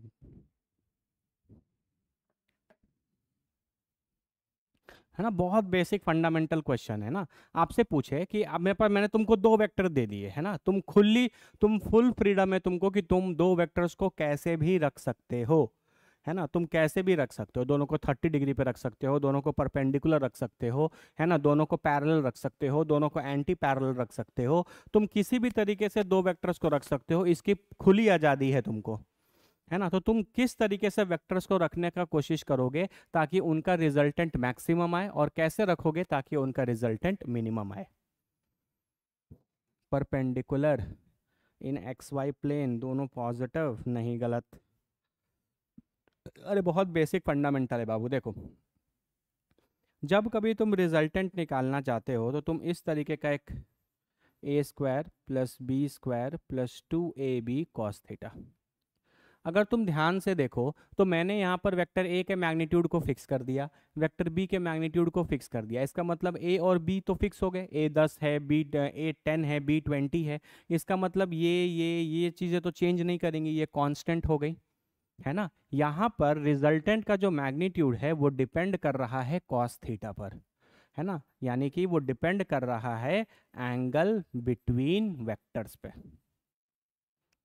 है ना, वो डिपेंड कर रहा है एंगल बिटवीन वेक्टर्स। यही तो वेक्टर अलजेब्रा है, यही तो वेक्टर अलजेब्रा है कि दो वेक्टर को जब आप ऐड करने चलेंगे तो जो उनका जो रिजल्टेंट आएगा वो सिर्फ उनके मैग्नीट्यूड पे नहीं डिपेंड करता, वो इस बात पे भी डिपेंड करता है कि दोनों वेक्टर के बीच का एंगल कैसा है, मतलब दोनों वेक्टर को कैसे रखा गया है। आप दोनों वेक्टर को सेम डायरेक्शन में रख रहे हैं, दोनों वेक्टर को परपेंडिकुलर रख रहे हैं, या दोनों वेक्टर को एंटी पैरेलल रख रहे हैं, तो रिजल्टेंट जो है वो वेक्टर्स के मैग्नीट्यूड के साथ साथ इनके एंगल बिटवीन वेक्टर्स पे भी डिपेंड करता है। यही चीज वेक्टर अलजेब्रा है, यही चीज वेक्टर अलजेब्रा का सबसे मतलब इंपॉर्टेंट एस्पेक्ट है कि जब आप दो वेक्टर को ऐड करने जाते हैं तो वेक्टर का जो रिजल्टेंट आता है वो सिर्फ उनके मैग्नीट्यूड पे नहीं बल्कि कॉस थीटा पे भी डिपेंड कर रहा है, मतलब दो वेक्टर्स को आप किस तरीके से रख रहे हैं उन पे, उस पे भी डिपेंड करता है। ठीक है, हाँ, अविनाश का आंसर बिल्कुल करेक्ट है, उज्जवल का भी आंसर बिल्कुल करेक्ट है। तो अब आप सोचो, मैंने ए और बी तो फिक्स कर दिया कि ए 10 है और बी 20 है, तो यानी ये सारी चीजें फिक्स हो गई, तो रिजल्टेंट की मैक्सिमम वैल्यू कब आएगी, जब कॉस थीटा की मैक्सिमम वैल्यू आएगी। और कॉस थीटा, मैंने तो आपको पहले ही बताया है ट्रिग्नोमेट्री में, कॉस थीटा का जो रेंज होता है वो -1 से 1 होता है, इसकी मिनिमम वैल्यू कितनी होती है, -1, और इसकी मैक्सिमम वैल्यू कितनी होती है, +1। तो आपको मैक्सिमम चाहिए तो कॉस थीटा की मैक्सिमम वैल्यू क्या आएगा, 1, तो यहाँ पर आप 1 पुट कर दो, तो ये जो आर मैक्स है ये हो जाएगा √a² plus B square plus 2ab, क्योंकि कॉस थीटा की वैल्यू 1 हो गई, तो ये हो गया √a प्लस बी का whole square, that is equal to mod of a plus B. याद करो ये स्पेशल केस है ना, इसका मतलब क्या कि vector A is parallel to vector B. मैंने आपको बताया था कि दो वेक्टर अगर पैरेलल हो तब ये रिजल्टेंट आता है, तब दोनों के बीच का एंगल 0 डिग्री होता है ना। कॉस थीटा की वैल्यू 1 कब आएगी, जब थीटा की वैल्यू 0 होगी, और -1 कब आएगी, जब थीटा की वैल्यू 180 डिग्री होगी। इसका मतलब अगर आपके पास दो वेक्टर है और दो वेक्टर का आप मैक्सिमम रिजल्टेंट निकालना चाहते हैं तो आप दो वेक्टर को एक दूसरे के पैरेलल रख दीजिए, है ना, मतलब इस तरीके का आप अरेंजमेंट कर दीजिए, है ना। ये हो गया आपका 10 न्यूटन और ये हो गया आपका 20 न्यूटन, तो रिजल्टेंट जो है वो मैक्सिमम आएगा, और कितना हो जाएगा, ऐड हो जाएगा, 10 + 20 विल बी 30 न्यूटन।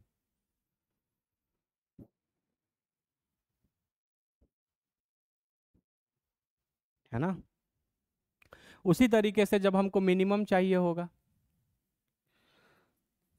तो हम A square plus B square plus 2ab और कॉस थीटा, तो हम इस कॉस थीटा की क्या कर देंगे, मिनिमम वैल्यू रख देंगे, that will be equal to -1। तो वो हो जाएगा under root A square plus B square -2ab, है ना। और -1 कब आएगा, जब थीटा 180 डिग्री होगा।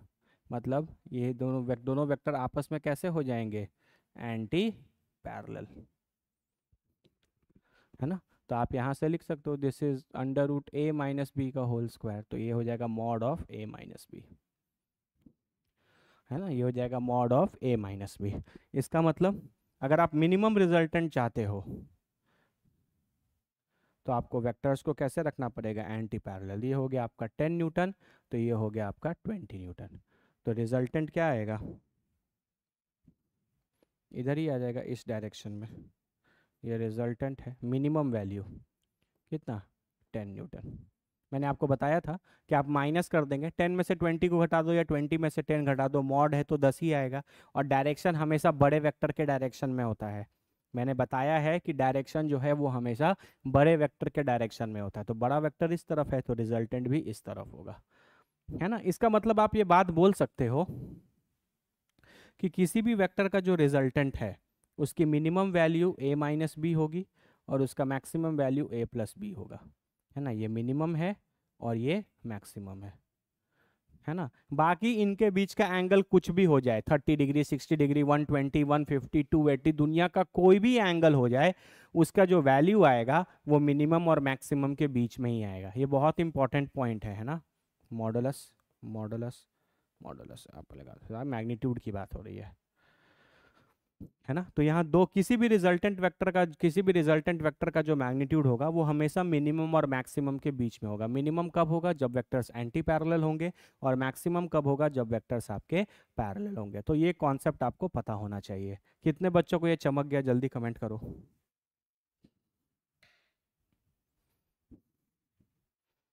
कितने बच्चों को चमक गया, कमेंट करो जल्दी।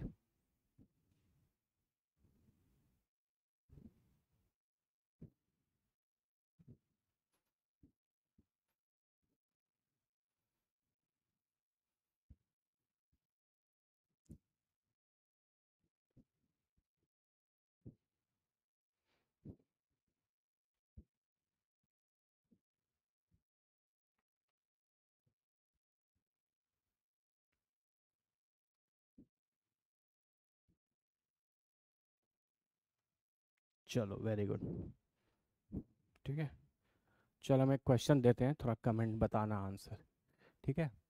Vector C is equal to vector A plus vector B, मतलब वेक्टर ए प्लस बी का रिजल्टेंट है आपका वेक्टर सी, ठीक है। तो हम आपको ऑप्शंस दे रहे हैं, बताना इसमें से क्या क्या सही है। पहला,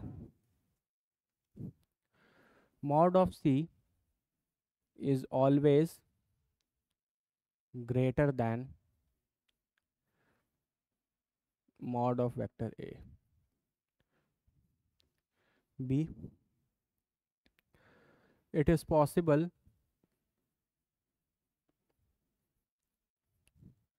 टू हैव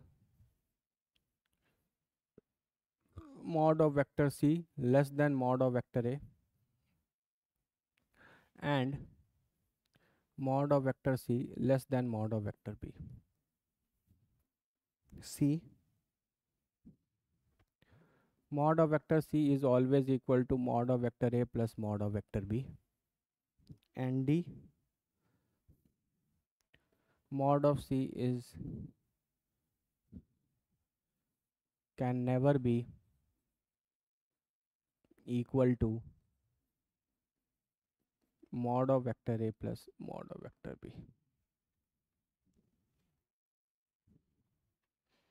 ठीक है। इस क्वेश्चन को ध्यान से देखो और हमको बताओ इसका करेक्ट आंसर क्या होगा। बहुत ध्यान से एक एक ऑप्शंस को अच्छे से पढ़ो और समझो कि हर एक ऑप्शन क्या बोलना चाह रहा है, ठीक है।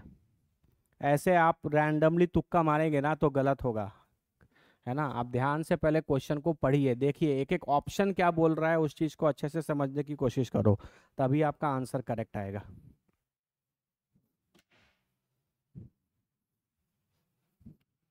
सिंगल करेक्ट है, दो ऑप्शन नहीं करेक्ट होगा।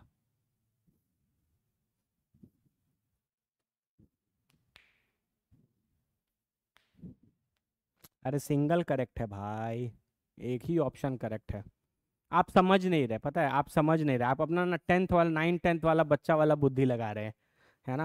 आप समझने की चीज़ों को समझने की कोशिश नहीं कर रहे कि हर एक ऑप्शन क्या बोल रहा है। सब आंसर गलत है, एक भी आंसर सही नहीं है जो आप दे रहे हैं। आप चीज़ों को समझिए, सोचिए कि एक एक ऑप्शन क्या बोल रहा है, उसके बाद आप फिर गलत। अरे क्यों, क्यों जान दियो, सोचो ना 5 मिनट, 5 मिनट सोच लोगे तो घट जाओगे।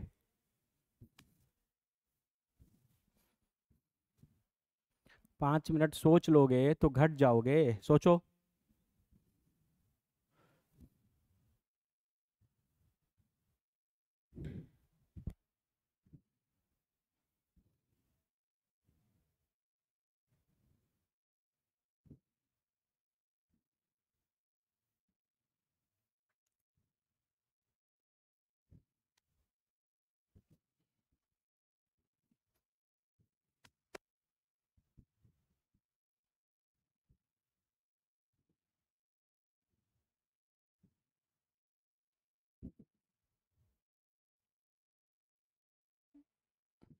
Very good Raghunath, Avinash very good. B होगा। देखो मेरी बात ध्यान से सुनो, वेक्टर ए और वेक्टर बी आपके पास दो वेक्टर हैं, इन दोनों का रिजल्टेंट है ना, मतलब इन दोनों को ऐड करने पर रिजल्टेंट आपको मिल रहा है वेक्टर सी। ठीक है, तो mod of C is always greater than mod of A. क्या ये बात सही है? जैसे मान लेते हैं कि वेक्टर ए मेरे पास 10 न्यूटन है, और वेक्टर 10 न्यूटन ईस्ट है, और वेक्टर बी जो है फॉर एग्जांपल मेरे पास 7 न्यूटन वेस्ट है। ठीक है, तो अगर आप इन वेक्टर्स को यहाँ पे ध्यान से देखो, तो ये 10 न्यूटन इधर और ये 7 न्यूटन इधर, ये 10 न्यूटन हो गया और ये 7 न्यूटन हो गया। आपको पता है इनका जो रिजल्टेंट आएगा वो क्या आएगा, वो इस डायरेक्शन में आएगा, और उसकी मैग्नीट्यूड कितनी होगी, 3 न्यूटन। तो ये वेक्टर ए है और ये वेक्टर बी है और ये आपका वेक्टर सी हो गया। तो क्या it C mod of C is always greater than mod of A का मैग्नीट्यूड कितना था, 10 न्यूटन, और सी का मैग्नीट्यूड क्या आया, 3 न्यूटन। अगर वेक्टर्स आपके एंटी पैरेलल हो गए तब तो रिजल्टेंट माइनस करके आएगा, और ऐसा पॉसिबल है कि वो एक वेक्टर ए से क्या हो जाए, छोटा हो जाए। तो इसमें बोल रहा है ऑलवेज ग्रेटर देन, तो ये गलत हो गया। सी ऑप्शन पढ़ो, mod of C is equal to mod of A plus mod of B, है ना। मतलब ये बेसिकली क्या बोल रहा है कि ए और बी को डायरेक्टली ऐड कर दीजिए, सी का मैग्नीट्यूड निकालने के लिए ए प्लस बी कर दे। ये तो सिर्फ एक स्पेशल केस है ना, ये स्पेशल केस है जब theta is equal to 0 degree होता है या पैरेलल होता है, तब आपके जो वेक्टर्स हैं वो डायरेक्टली ऐड हो जाते हैं, है ना। तो क्या ये बात, क्या अगर वेक्टर को ऐड करेंगे तो ये चीज़ हमेशा पॉसिबल है? नहीं, ये एक स्पेशल केस है, ये तभी हो सकता है जब वेक्टर ए और वेक्टर बी आपस में क्या हो, पैरेलल हो। तो ये वाला भी गलत हो गया। ये पढ़ो, mod of C can never be equal to mod of A plus mod of B. ये स्टेटमेंट भी गलत है, क्योंकि mod of C is equal to A plus B तो हो ही सकता है, बोल रहा है can never be equal to, हो सकता है कब, जब दोनों वेक्टर पैरेलल हो। तो ये भी गलत है। ये बोल रहा है कि हमेशा होगा, इसीलिए गलत है, और ये बोल रहा है कि ये कभी नहीं हो सकता, इसीलिए गलत है। क्यों? क्योंकि हो तो सकता है ना, सी की मैग्नीट्यूड ए और बी को डायरेक्टली ऐड करके ए के मैग्नीट्यूड और बी के मैग्नीट्यूड को ऐड करके आ सकता है। कब आ सकता है? जब थीटा इक्वल टू 0 डिग्री होगा। अब बी ऑप्शन पढ़ो, it is possible to have mod of C less than equal to A and mod of C less than equal to B. देखो ये वाला केस, यहाँ पर एक 10 न्यूटन था राइट में, बी 7 न्यूटन था लेफ्ट में, तो रिजल्टेंट क्या आया, 3 न्यूटन। जो 3 न्यूटन है उसका मैग्नीट्यूड ए से भी छोटा है और बी से भी छोटा है, तो पॉसिबल, इट इज पॉसिबल, ऐसा हो सकता है। हाँ हो सकता है, तो बी ऑप्शन आपका करेक्ट है। कितने बच्चों को चमका, कमेंट करो जल्दी। अच्छे से आप ध्यान से सोचिए, है ना, ये बहुत काम का चीज़ है ना। किसी भी चीज़ का रिजल्टेंट ए माइनस बी से लेकर के ए प्लस बी तक होता है, ये बात आपको एकदम चमक जानी चाहिए, है ना। यहाँ इनइक्वालिटी लगा लेना, यहाँ पे यहाँ इनइक्वालिटी आ जाएगा ऐसा, क्योंकि ये हो भी सकता है ना।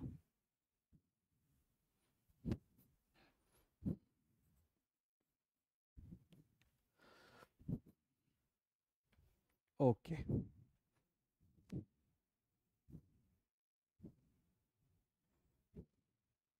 एक ये क्वेश्चन थोड़ा ट्राई करो, है ना, उसके बाद फिर देखते हैं।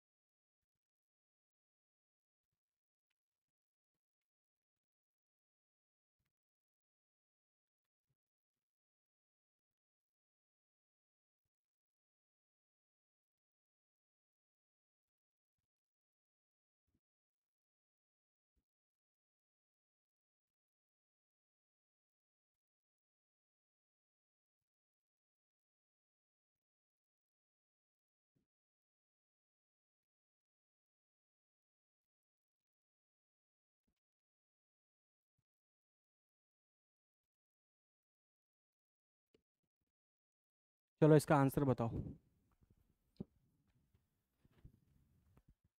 इसका आंसर बताओ।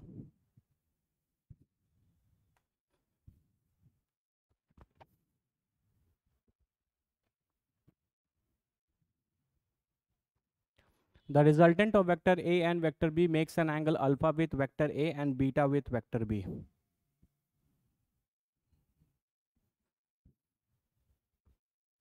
वेरी गुड, सबका आंसर करेक्ट है। आप समझ गए है ना, ये इस वाले कॉन्सेप्ट पे क्वेश्चन है ना, कि आपके पास ये दो वेक्टर हैं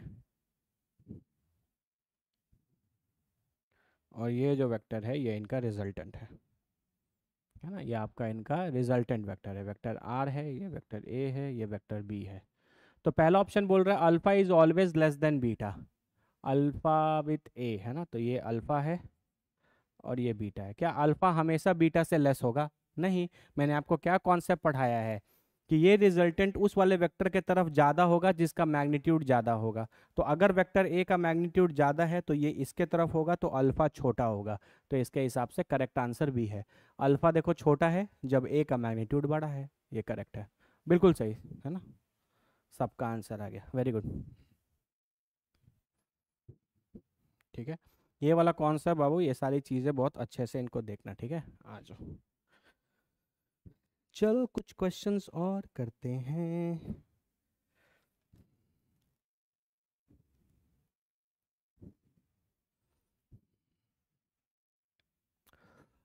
एक वेक्टर है,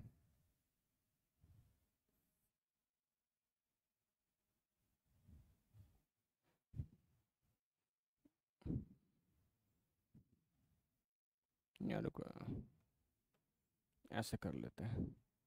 आपके पास एक वेक्टर है, ठीक है, और आपने इस वेक्टर को थीटा एंगल से घुमा दिया। ये वेक्टर है, मान लो ये वेक्टर ए है आपका, और आपने इसको थीटा एंगल से घुमा दिया, तो अब ये वेक्टर ए ऐसा हो गया, ठीक है। तो आपको इसका चेंज इन वेक्टर्स का मैग्नीट्यूड चाहिए। ट्राई करो, देखो कैसे क्या करोगे, सोचो थोड़ा इसके बारे में, ठीक है। है ना, मेरे पास ये एक वेक्टर था, मेरे पास एक वेक्टर है, मैंने उस वेक्टर को थीटा डिग्री से घुमा दिया। ये वेक्टर पहले ऐसा था, बाद में ये वेक्टर ऐसा हो गया, है ना। इनिशियली इनिशियली ये वेक्टर ऐसा है और फाइनली ये वेक्टर ऐसा है, क्योंकि मैंने इसी वेक्टर को थीटा डिग्री से घुमा दिया, है ना। तो आपको इसका जो चेंज इन वेक्टर आएगा, है ना, जो वेक्टर का जो चेंज आया है उस वेक्टर के चेंज का मैग्नीट्यूड चाहिए, उस वेक्टर के चेंज का मैग्नीट्यूड चाहिए। मैंने लास्ट क्लास में आपको चेंज का कॉन्सेप्ट पढ़ाया था और मैंने आपको क्वेश्चंस भी दिए थे, तो थोड़ा ट्राई करो इसको करने का, कैसे करोगे।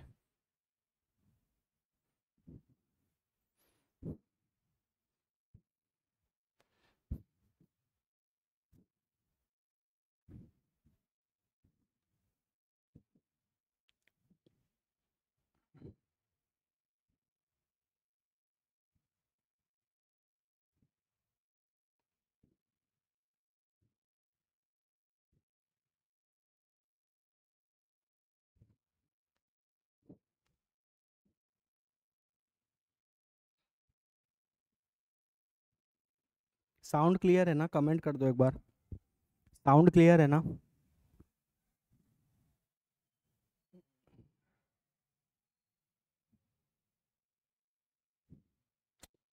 हाँ मैग्नीट्यूड सेम रहेगा, बस घुमाया है। ये इसका जितना मैग्नीट्यूड है उसका मैग्नीट्यूड भी उतना ही है, बस मैंने उसको रोटेट कर दिया है ना। आप बोल सकते हो कि vector A has been rotated by an angle theta. आपने थीटा के एंगल से वेक्टर ए को रोटेट कर दिया है, रोटेट कर दिया है। कैसे करोगे?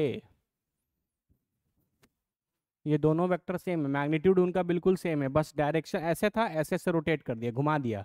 पहले ऐसे था, अब ऐसे कर दिया, थीटा डिग्री से घुमा दिया।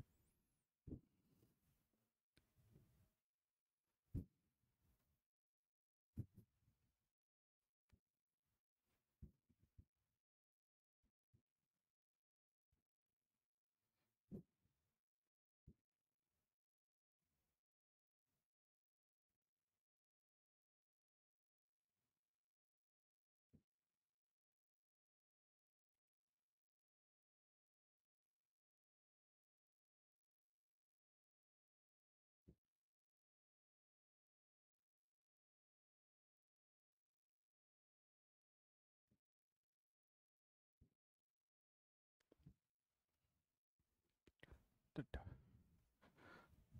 चलो देखो कैसे करोगे, देखो मैंने आपको हमेशा चेंज बताया, change is always final minus initial.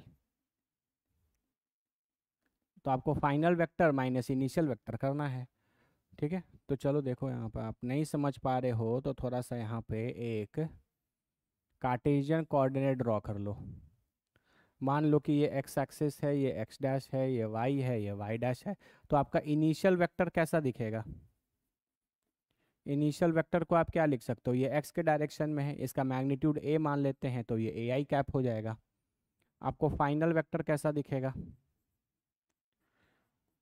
Final vector ऐसा है, तो इसका एक दो कंपोनेंट आएगा, एक ए कॉस थीटा और एक ए साइन थीटा।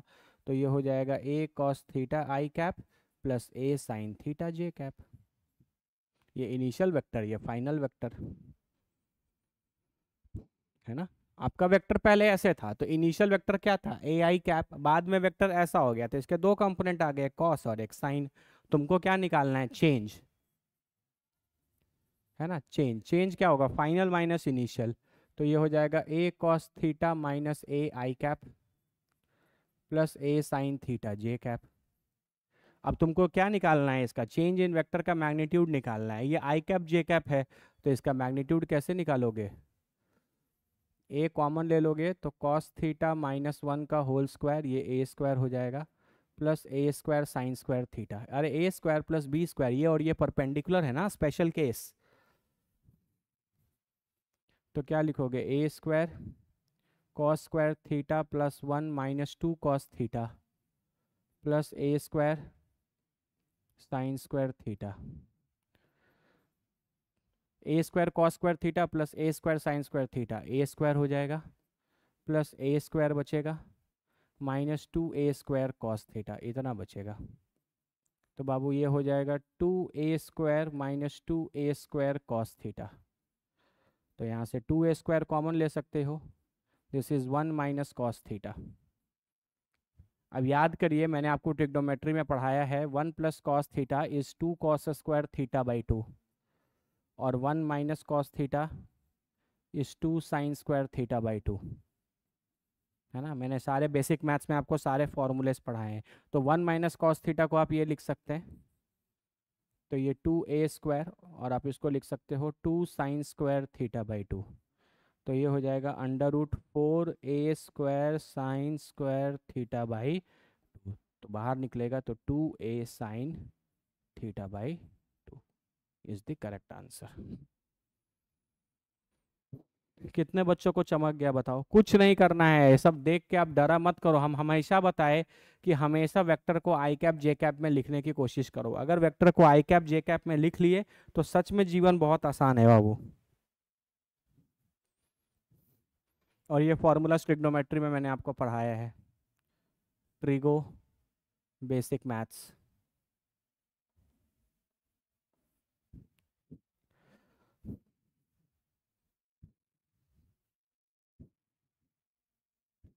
ओके, चलो एक क्वेश्चन।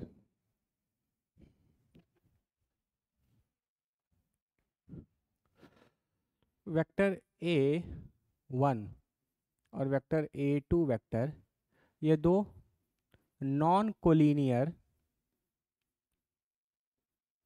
यूनिट वेक्टर्स है ना। वेक्टर A1 और वेक्टर A2 के बारे में ये इंफॉर्मेशन दिया गया है कि ये दोनों नॉन कोलिनियर मतलब एक स्ट्रेट लाइन में लाई नहीं करते, है ना। और ये दोनों यूनिट वेक्टर हैं, ठीक है। और मैग्नीट्यूड दिया है vector A1 plus vector A2 का √3, ठीक है। ये दिया है कि वेक्टर A1 प्लस वेक्टर 2 को जब ऐड करेंगे तो उसका मैग्नीट्यूड जो है वो √3 आएगा। तो आपको निकालना है vector A1 minus vector A2 dot 2A1 plus A2, इसकी वैल्यू निकालनी है, ठीक है। ये थोड़ा सा है ये इजी, लेकिन एक बार तुम इसको देखो कैसे बनाते हैं तो इस टाइप के सारे क्वेश्चंस फिर तुम बना पाओगे, ठीक है। सबसे पहले वेक्टर A1 और वेक्टर 2 जो है वो यूनिट वेक्टर है, मतलब मॉडुलस ऑफ वेक्टर A1 भी 1 है और मॉडुलस ऑफ वेक्टर A2 भी 1 है।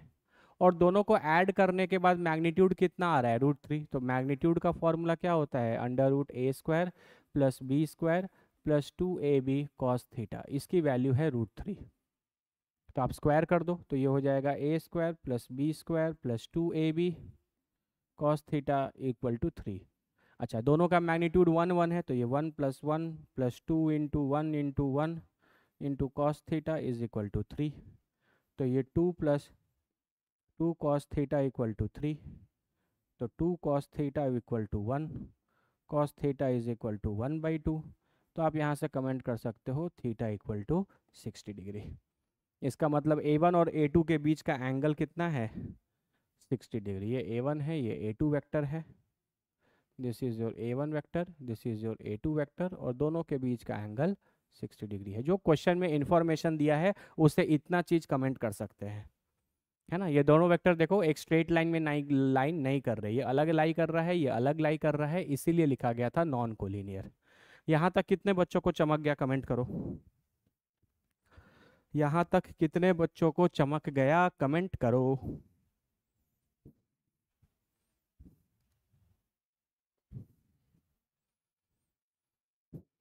यहाँ तक कितने बच्चों को चमक गया, कुछ नहीं किया है।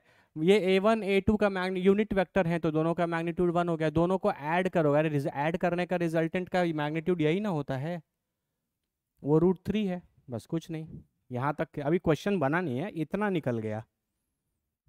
चलो अब ध्यान से देखो इस चीज को, vector A1 minus vector A2 dot 2 vector A1 plus vector A2।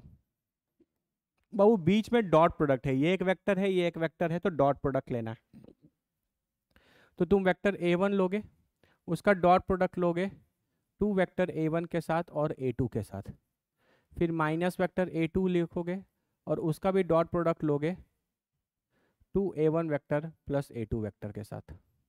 इसको अगर लिखोगे तो 2 तो कांस्टेंट है बाहर निकल जाएगा, ये हो जाएगा A1 vector dot A1 vector plus ये हो जाएगा A1 vector dot A2 vector, minus इसको 2 बाहर ले लो तो ये 2A1 vector dot A2 vector, और ये हो जाएगा minus of A2 vector dot A2 vector.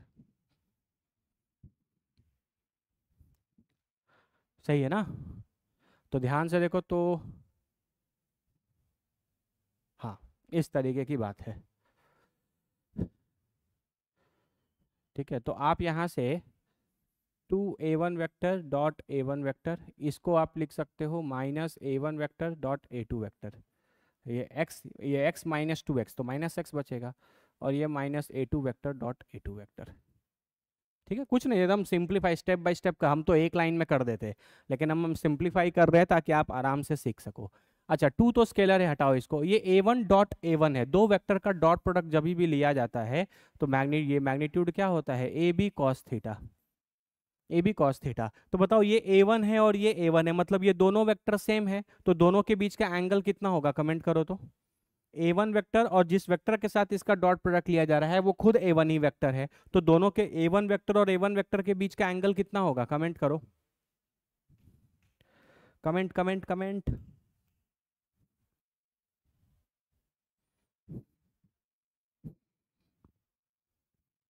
एक वेक्टर का अपने आप के साथ कितना एंगल होता है? 0 डिग्री, बिल्कुल। तो आप इसको इस फॉर्मूले पे लिखो, तो ये हो जाएगा A1 into A1 into cos 0, बिल्कुल सही, माइनस A1 इंटू A2 को तो आप A1 into A2 into cos theta लिख सकते हो। A1 A2 के बीच का एंगल 60 डिग्री आपको पता है। और फिर A2 तो वही लिखा जाएगा A2 into A2 into cos 0 degree. अब आ जाओ, ये हो जाएगा 2A1 स्क्वायर और कॉस 0 तो 1 ही होता है, खत्म। ये हो जाएगा A1 इंटू A2 और कॉस थीटा हो गया कॉस 60 डिग्री। और ये हो गया A2 square into cos 0 degree 1। अब A1, ये A1 A2 A1 ये सब क्या है? मैग्नीट्यूड है ना। यहाँ ए बी कॉस थीटा में A और B क्या होता है? मैग्नीट्यूड, सब यूनिट वेक्टर हैं। तो ये 2 इंटू 1 हो गया, minus 1 into 1 into cos 60 degree is 1/2 और माइनस 1 इंटू 1। तो ये 2 - 1/2 - 1 ये आ जाएगा 1/2 आंसर। दो में से 1.5 जाएगा तो कितना बचेगा? 1/। कितने बच्चों को चमक गया?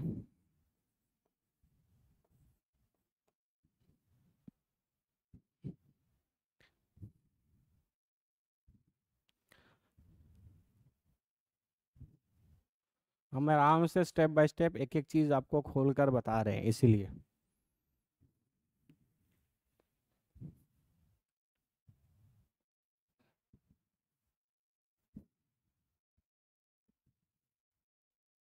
ओके, ठीक है।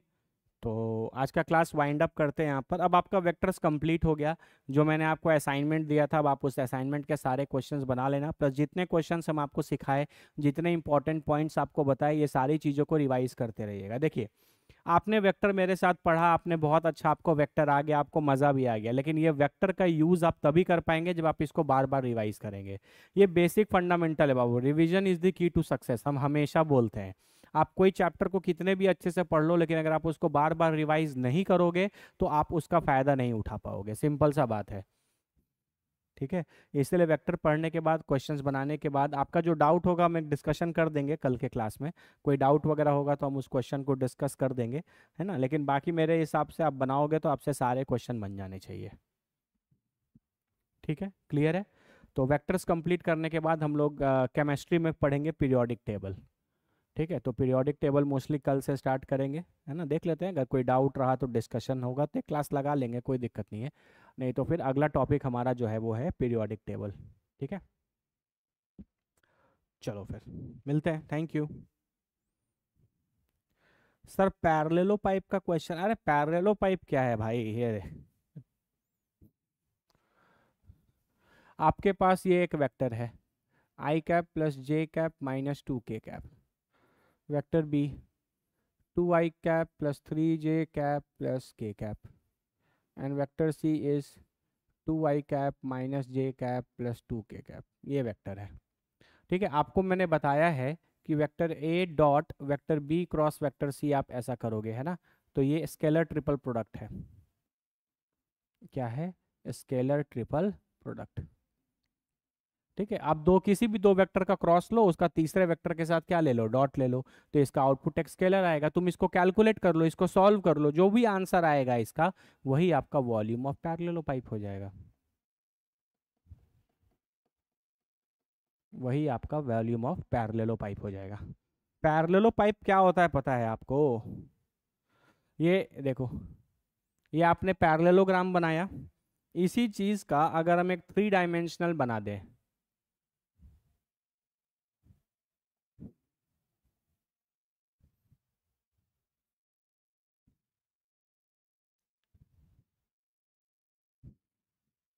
है ना, ये जो चीज यहाँ पर आप बना रहे हैं ना, एक पैरेललो मतलब वो थोड़ा सा ऐसा टिल्टेड, जैसे एक क्यूबॉइड नहीं, आप ऐसा समझो ये थोड़ा सा टिल्टेड है ना। जैसे क्यूबॉइड होता है, उसके सारे साइड्स परपेंडिकुलर होते हैं, तो पैरेललोग्राम का 3D वर्जन है ये,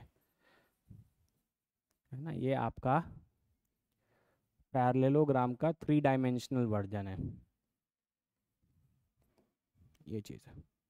ठीक है, कुछ नहीं, यही है वॉल्यूम ऑफ पैरेललोपाइप। ठीक है।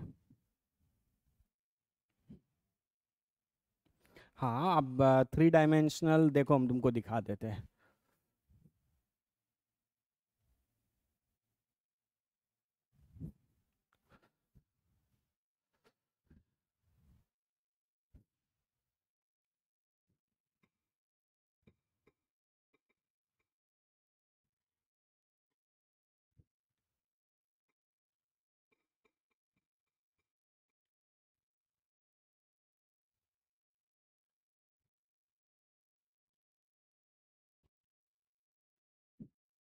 ये देखो, ये देखो, है ना, ये सामने से एक पैरेललोग्राम दिख रहा है, उसी का 3 डायमेंशनल वर्जन है पैरेललोपाइप, यही चीज़ होता है, ये देखो।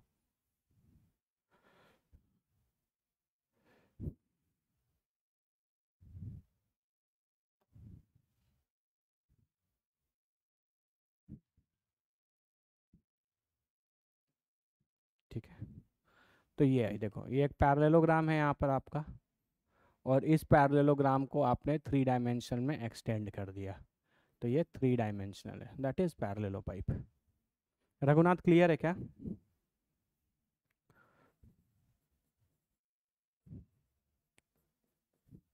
मैंने आपको बताया भी था कि पैरेललोपाइप क्या हो, मैंने आपको बोला था कि पैरेललोपाइप क्या होता है, आप हमको बताएंगे। ठीक है, जैसे देखो, आप जैसे एक रेक्टेंगल है ना, ये रेक्टेंगल है, तो रेक्टेंगल से आप क्यूबॉइड बनाते हो। रेक्टेंगल का 3 डायमेंशनल चीज क्यूबॉइड है, तो पैरेललोग्राम का 3 डायमेंशनल चीज पैरेललोपाइप है। स्क्वायर है, तो स्क्वायर का 3 डायमेंशनल चीज क्या होता है? क्यूब। स्क्वायर का क्यूब हो गया, रेक्टेंगल का क्यूबॉइड हो गया, पैरेललोग्राम का पैरेललोपाइप है। समझ गए ना? ठीक है बाबू, ठीक है, तो चलो मिलते हैं नेक्स्ट क्लास में।